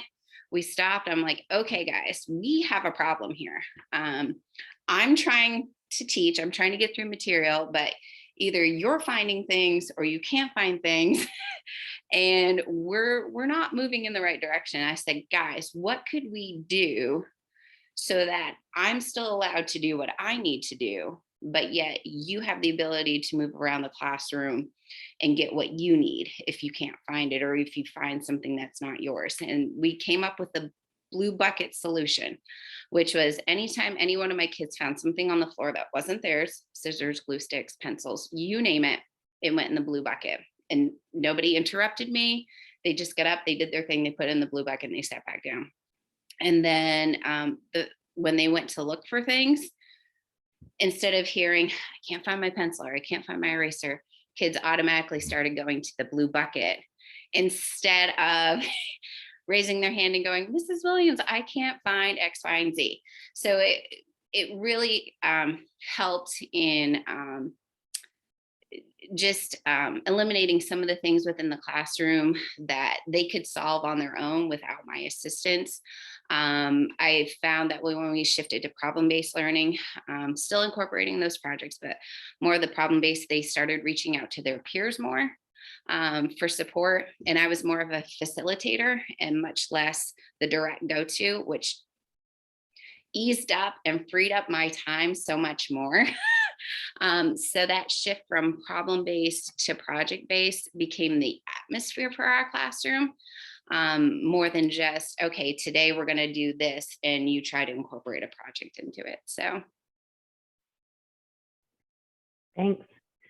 Any other comments between the difference between problem and project? Yeah, I have one. It's also the project it lacks real world references. That comes sometimes after the very end, whereas in project-based learning, it's at the very beginning and everything is built around that. And the outcome for project-based learning is not one significant answer. It can have multiple answers versus a project. That's absolutely right. So let's kind of go back to the beginning. In STEM education, okay, we've got the debate, STEM, STEAM, STREAM, hamster, sweater, whatever you want to call it. But at the end of the day, we want our kids to be critical thinkers and problem solvers, right? And a lot of people are like, critical thinking, they have this notional idea about what that means. When I think about critical thinking, I think, can you identify 10 different solutions to a problem? Can you see a problem from all sides and then start to debate and advocate for why a given solution is the best one, or at least the thing that we should try first? And then we layer in the engineering design process, which is trial and error, right? All it is trial and error. My little girl used to get so mad at me. I'd be like, baby, trial and error, just try it a different way. And she'd be like, why are you making me try it 1,000 different ways?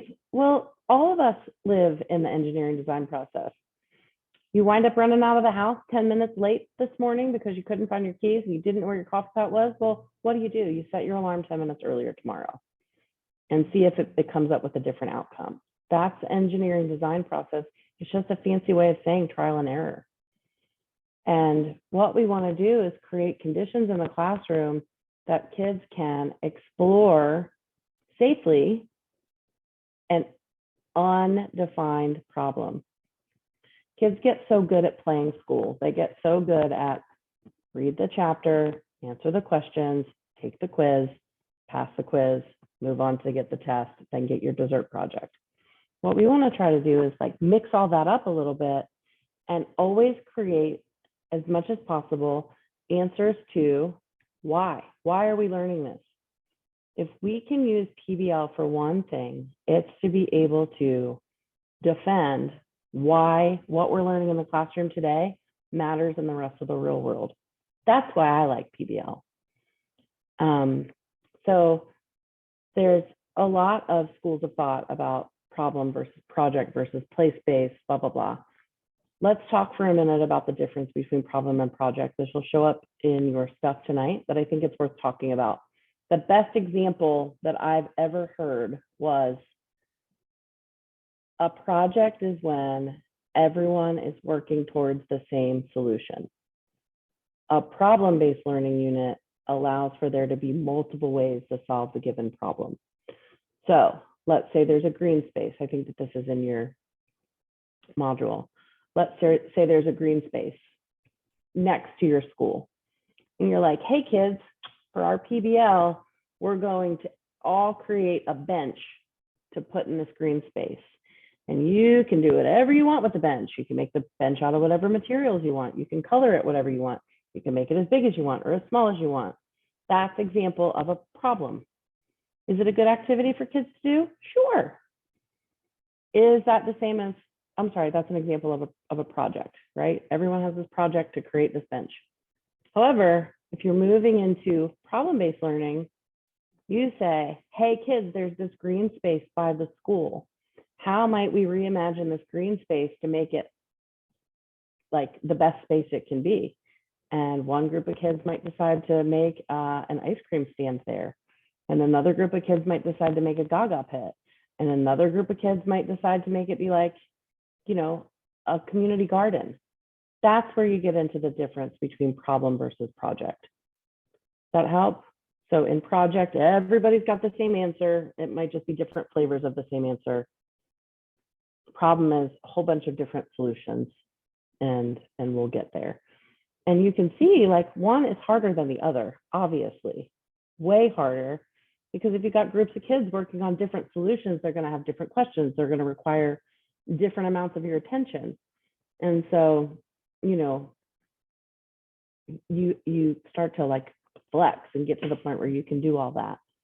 And in the modules, we're going to talk about that. What we had scheduled for the rest of this was breakout groups. I feel like we're small enough group that we could have some sharing time together. And so my suggestion is that we don't do breakout groups, that we go through the questions and learn from each other in a large group setting. But I just want to make sure if that's comfortable for everybody. Cool. What we want to talk about is, what are you guys doing with PBL in your classroom? What's it look like? So first, what I'd like for you to do is, and I know you already kind of put yourselves in groups earlier, but let's just do a fist to 5 about your level of comfort with PBL. So if you think you're a PBL expert, put up 5 fingers. If you're just sort of comfortable with PBL, 4, neutral, 3, I can't count, beginner 2, unfamiliar 1. Let's hold your hands up for a minute, see where we are.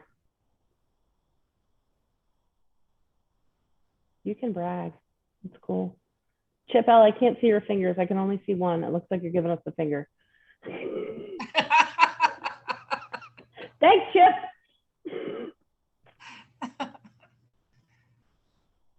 Okay, super. All right, so I'd like for us to just be open mic. We'll try not to talk over each other.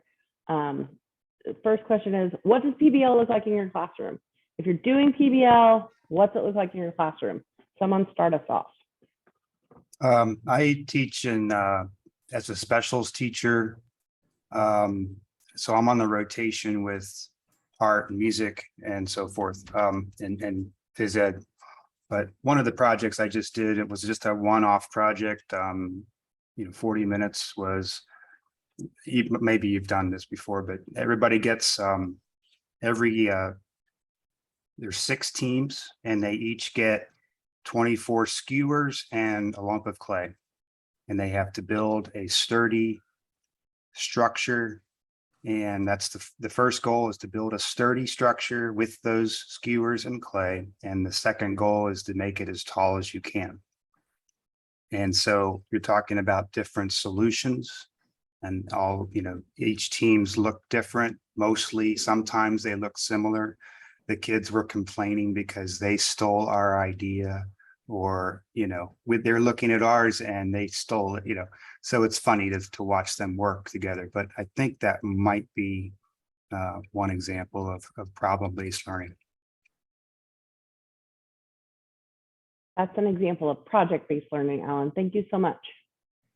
Because everyone has the same solution. They're creating a thing with clay and. The results were different. They were different types of structures, but they were all doing the same. You're right. The same activity, right? Not that there's like better or worse. There's different applications, right? Sometimes you need a hammer. Sometimes you need a screwdriver. Thank you so much.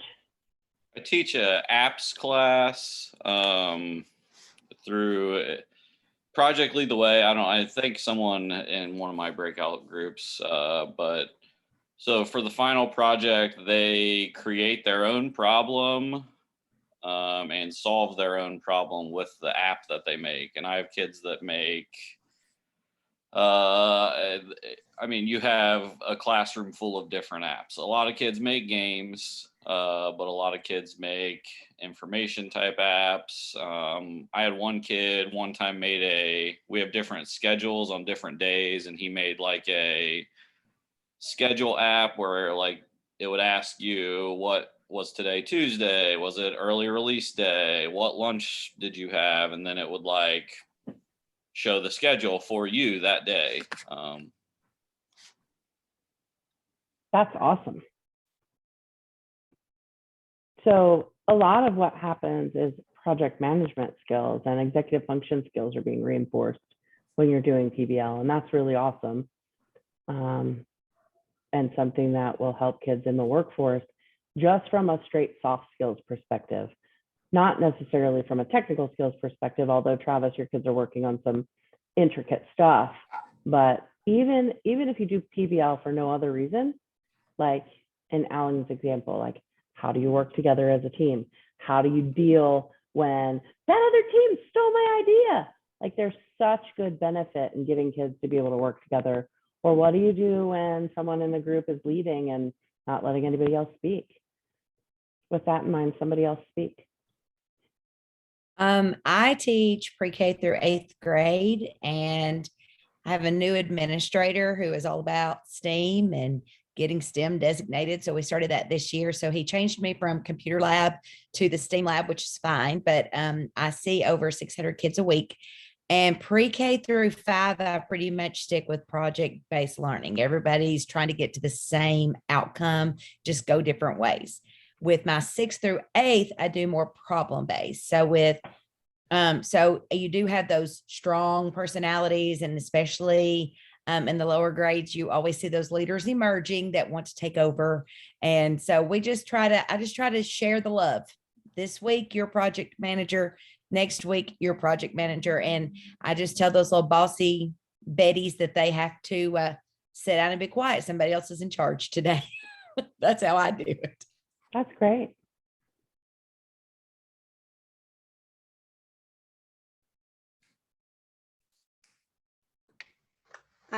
I teach a coding class, and my kids were designing an app, and all I did was tell them, and it had to be an app for good. So that was their problem base. So the teams had to come up with some kind of an app for good. One example was one team they called it a litter critter app. And so it was where, I forget what little critter it was in the past. It reminded me of where they got a critter, and as they would pick up trash and record it and log it with like a photo, that their app would allow them to get points for feeding their critter that was their little digital critter. So it was to encourage younger kids to pick up litter and trash and clean up their community when they would see it. So the teams had to research things in their community or things that would do good for their area. One group thought that it was important that, one was always late. So she encouraged her team and talked her team into making their app a time management app. So the different teams came up with different things to do good with their apps based on what their team could come up with. So it was kind of an open-based problem from there. That's fantastic. Thanks, Nancy. That's a good example. I teach 8th grade science, and back in the day when Ohio had the standards where sound was still in the 8th grade, and I taught sound, I had the kids do a project where they have to design, create, and engineer a musical instrument. And they're encouraged to design it out of anything. They can use anything they want. I really put restrictions on buying things. I tell them to go out in the garage, go in the shop, go somewhere, find something that can make a musical instrument. And they have to be able to tune it, and they have to be able to play 3 to 4 notes. And since then, Ohio has changed the standard, moved it down to 6th or 7th grade, but I hung on to it, and after the testing, I still do that. And I've done it for 18 years now. And the kids never cease to amaze me as far as what they come up with. But they have to, write everything out. They have to show whatever changes they made, any engineering changes, how they refine it, how they, run into a problem, what did you do to fix it? And they have to give a presentation to the entire class. explaining their entire process, how they came up with the idea. Obviously, Google is their friend, and I tell them, I said, that's a resource. You know, there aren't too many YouTube videos out there that won't tell you how to do something, but you take another project and you make it your own. And they really have to, it has to be tuned. I don't tell them I have a tin ear and I can't tell whether it's in tune or not, but they don't know that. But it's remarkable. They have to give their presentation, then they have to play a song on their instrument in front of the class. Cool. And if they sing, I give them 5 bonus points. But I've gotten electric guitars. It's amazing what, you know, kind of projects I get from these kids. I love that. We're going to do that in May. I always do that in May. Yeah. I'm coming to go do it with you guys. You're more than welcome. That sounds like a lot of fun. I have a, I call it my wall of fame, and I've run out of wall space to put up shelves of students that whose instruments are unique, or, you know, I have one family that very musical, and there's 2 pianos and 1 pipe organ that they have put together. It's amazing. Wow, that's awesome. I think Dave just illustrated like good coordination with the engineering design process, right? Like, ask, how can you make a musical instrument? Imagine you can think about a bunch of different instruments to use, but then there's the constraints about how it must be tunable and it must be able to play 3 notes, and don't go out and buy a bunch of new stuff. You know, you can always create the constraints, create a plan. Dave, do you have your kids submit like a blueprint before they actually create their instrument? Absolutely. They have to draw it out, give me a detailed drawing, list all the important parts of their instrument and how it will work.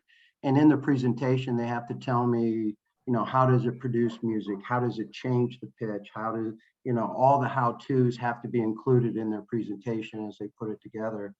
One other really it's kind of a byproduct, but it's really neat, is I tell them I want them to finish with the same number of fingers that they started with. And so they get, you know, they go to grandpa's house, or, you know, an uncle's house, or dad. And, you know, it gives them a great opportunity to work with a parent or a grandparent. They're building a lot of memories as they're doing this. Mm-hmm. Yep. So the kids make a plan. They figure out what materials they're going to use. They're going to make what the draft is going to look like. Test. They have to test it out. Does it meet the criteria? Does it make those 3 notes? Can I tune it? And they create their stuff. And then once they present, do they have an opportunity throughout your process, Dave, to refine their design? Oh, absolutely. That's part of the whole process. I've had some kids just scrap a whole instrument because they couldn't get it to work. And one of the things I emphasize that, you know, whatever instrument you're making, do you have the resources to make it? In other words, if it takes a machine shop, you have access to a machine shop. If you don't, obviously you're going to have to simplify your instrument and go with something different, you know, whether it be a wind instrument or a percussion or a stringed instrument. And they have to take all those variables into account and kind of go from there. That's super neat. I bet that's the kind of project that kids cannot wait.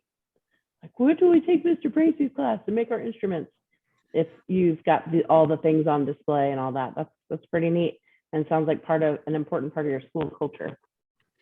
I'll have some kids start in January on their projects, you know, that got the overachievers, but some of them, by the time I see them in May, you can see why they started so early, because, you know, there's quite a bit to it and they're pretty intricate and pretty amazing.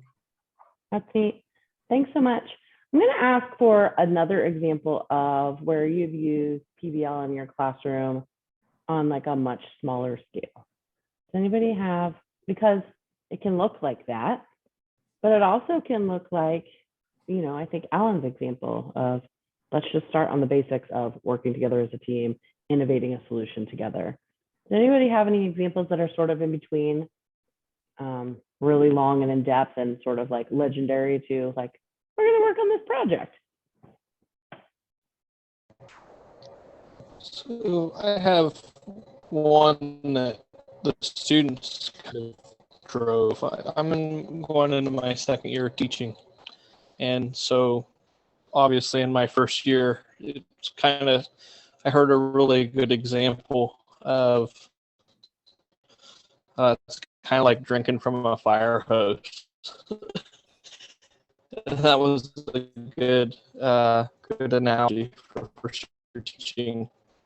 But I had so I teach precision machining,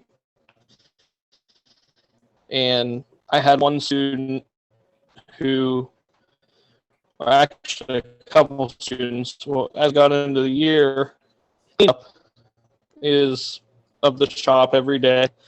It's a huge kind of, they're always looking for ways out of it or ways to make it simpler, right? So a couple of students wanted to design a tray that went into, if you're familiar with a manual mill at all, there's these at the end of each way of the table, there's the like creases and crests where chips machining, off the parts that they machine it in, and they're hard to get to, they're hard to clean out, they're hard to maintain that.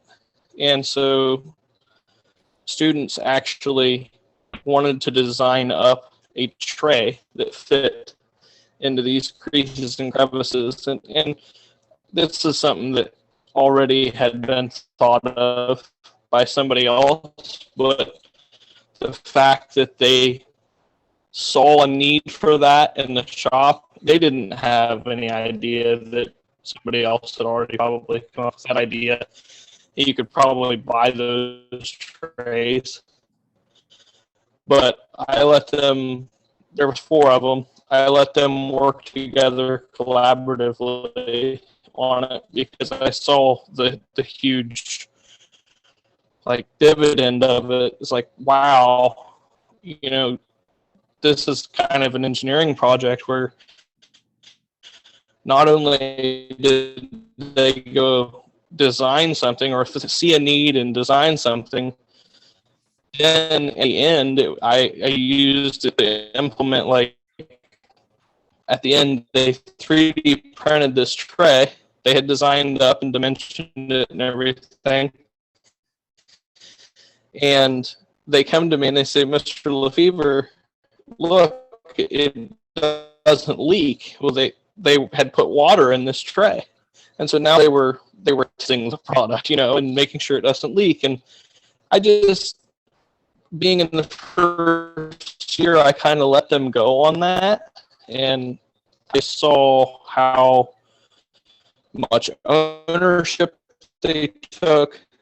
I saw how passionate they were about it. And in the end, we ultimately had a product that worked for them. So it was really neat. That's awesome. Yeah. And sometimes this stuff comes up organically, and sometimes it's part of a bigger, more intentional process. But really being able to help kids develop a stronger level of self-efficacy and begin to see themselves as a problem solver and an innovator is another great reason to do PBL. The other thing that I think is so funny is when you have kids present to an authentic audience. If you bring your local mayor, or heck, even your school principal, to come and watch the kids present, the level of seriousness with which they take the projects and the level of effort, and they give so much more of themselves when they know that real actual adults are going to look at their solutions. So I think that that's another thing, and another example of soft skills that you're helping students refine somewhat by teaching them to present to an audience of people that they don't know and make the stakes a little bit higher than having it just be their teacher. So I think that there's lots of benefits that can come from PBL. One of the things, though, that we want to make sure that you're doing is create an opportunity for you to work not harder. We know that teachers work harder than anybody else in the world. And so the big piece about this is try to figure out how you can connect this to your standards. kill a couple of birds with one stone. Think about your first quarter standards or your first 9-week standards, and think about how you might be able to get more mileage out of those standards or clarify something that you're already doing so that kids can sink their teeth into it, not make up something completely different. For me, like, I'm like a very, very, very practical person. I'm never like the thing that I did where I went through the slides earlier and like clicked on things through edX. Like I would have never listened to that. I'm not going to listen to that. I know that there are some of you on here that didn't listen to it, and it's not going to make sense until you do it in your own body. You guys have students same way. It's not going to make sense until they do it in their own bodies. So what can you do with the standards you already teach to give them an opportunity to experience something in their own body in a way that's different from reading it in the book, looking at it on a video, that sort of thing. So that's what we're going to work towards. Is there anything else that anyone is dying to say about PBL in the classroom, or question that you have about PBL, or something that you're excited about, with any other burning desire to share about PBL for the next couple of minutes? I just wanted to say thank you so much for saying that, because we started last year just introducing STEM. I told you my administrator, he came on, and it's brand new to our teachers. And so many of them do not understand it does not have to be extra. It's integrated into what you're already doing. No one will believe you until you do it. So thank you so much for saying it's not to make teachers work harder. It's to make it just more deep for the learner. Yeah, and there's lots of things about it that's harder. It's much harder to coach kids through 7 or 8 or 10 different group projects than it is to give a quiz. We know that. But the return on the investment is well worth it.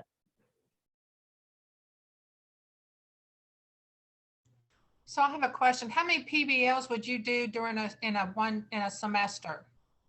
Would you do, you wouldn't do them every time, would you, or would you? I'll open that question up to the group. I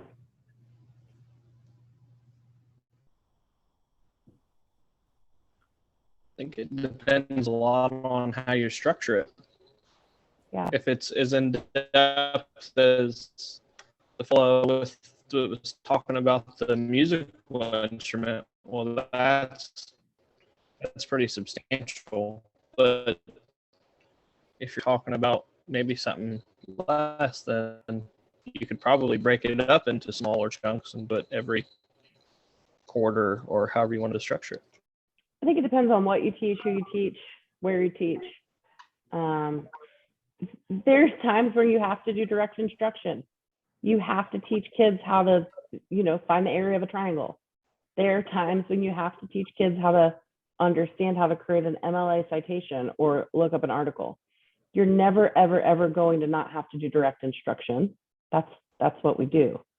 But there are times, I think, where you can chunk together some of your things and build out lessons where, you're working on this big overarching project, but today we're going to spend some time on vocabulary. Tomorrow we're going to spend some time writing paragraphs about manufacturing process and the history of manufacturing. It depends really on what your subjects are. I'd say if you could do one good PBL a semester, if you're doing none right now, that would be amazing. 2, if you could do 1, great. If you could do a really interesting something for a week and you're not doing any now, like, let's go from where you currently are to 10% more than that, 5% more than that, 2% more than that, whatever you can do. Does anybody have anything about, like, I didn't used to do this, but then I tried this much of it and here's what happened?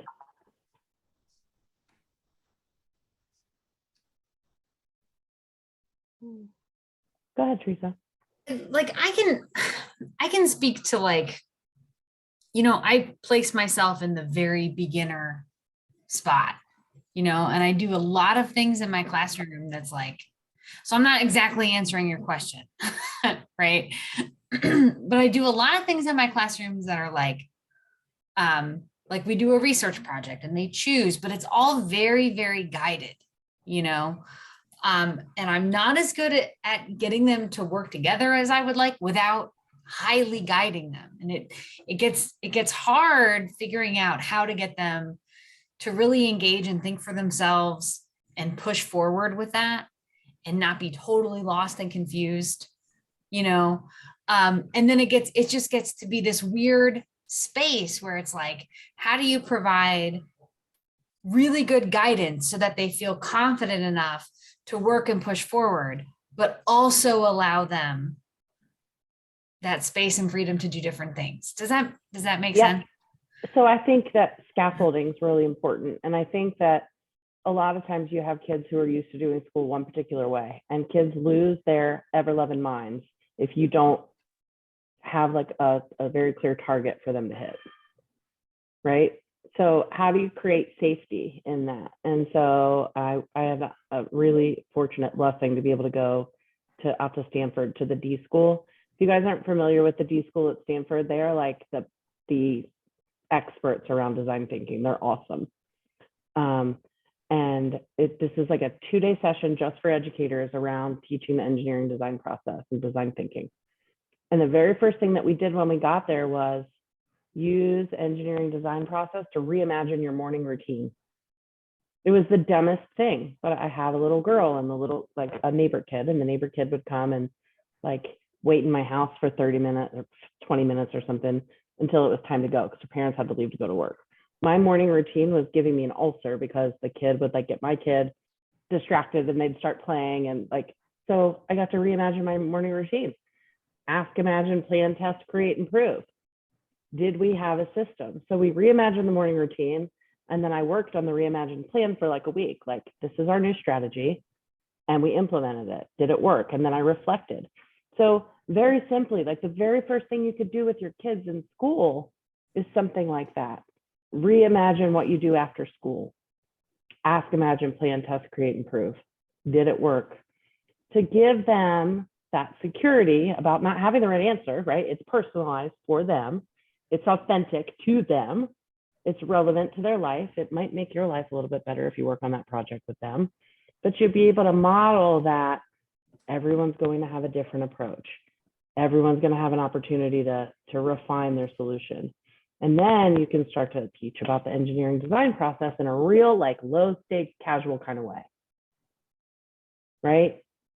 Then week 2, you can ask them to do something that's a little bit harder, but that's like not as guided, not as prescriptive, and start to sort of set the expectations that it's okay that we're not all working on the same stuff.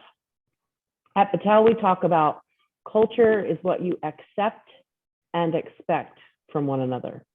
It's my favorite quote in the last 5 years. Culture is what you expect and accept from one another.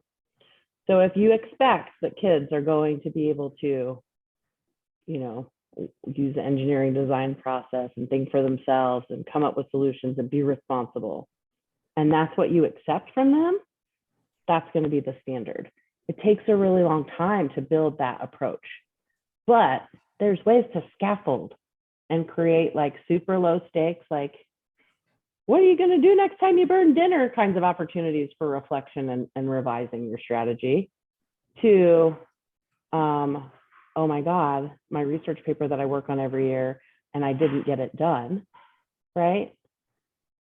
That's what we're looking to do. And we're going to layer in manufacturing concepts as the topic, but that's what we're really driving towards. So I think like as much as we can like make this as hard as we want to make it, we can also make it sort of simple and still have really, really great results. Because I'm here to tell you that spending 30 minutes to reimagine my morning routine made a huge difference in my peace of mind and my ulcer. So does that help? Super. Okay. I feel like we've done a great job, and I feel like there's nothing better than giving people time back. So we're going to go over the homework for day 1. We're also going to talk about this thing that we made up called the question parking lot. So I'm going to go back to sharing my screen. When we're done here, you guys are going to complete module 1 in the PBL course, hopefully by midnight tonight. More than anything, you're going to make sure that you can get into the edX course, okay? I'll re-email the links, make sure that you have access to it. I'm going to be online until about 5 o'clock Eastern time. Email me if you have a problem about getting into the course. We can troubleshoot it. You're going to complete module 1 in your PBL course. You're going to start module 1 in the Manufacturing 101 course. Like, just get in there and look around a little bit. And you're going to look at your quarter 1 standards. Okay? Look at your quarter 1 standards that you teach all the time and start to think about, oh, that might be good. You're not committing to anything. You don't have to talk about it out loud. Just look at them and remind yourself like what you teach during your first little chunk of school. Questions about homework? Awesome. Separately, there's this thing called the question parking lot. There's a Google Doc. If you wind up with a question, you can put it in here. You can add your comments. So what we're going to do is we're going to practice with the question parking lot. Add any questions that you have, record any issues, any pending questions. If you just want to say this was super fun, thank you. We need to take more than a 7-minute break. Tell me so I can make this better for you tomorrow. Okay, and record your stuff there. And that's it. This is your exit ticket. Hooray.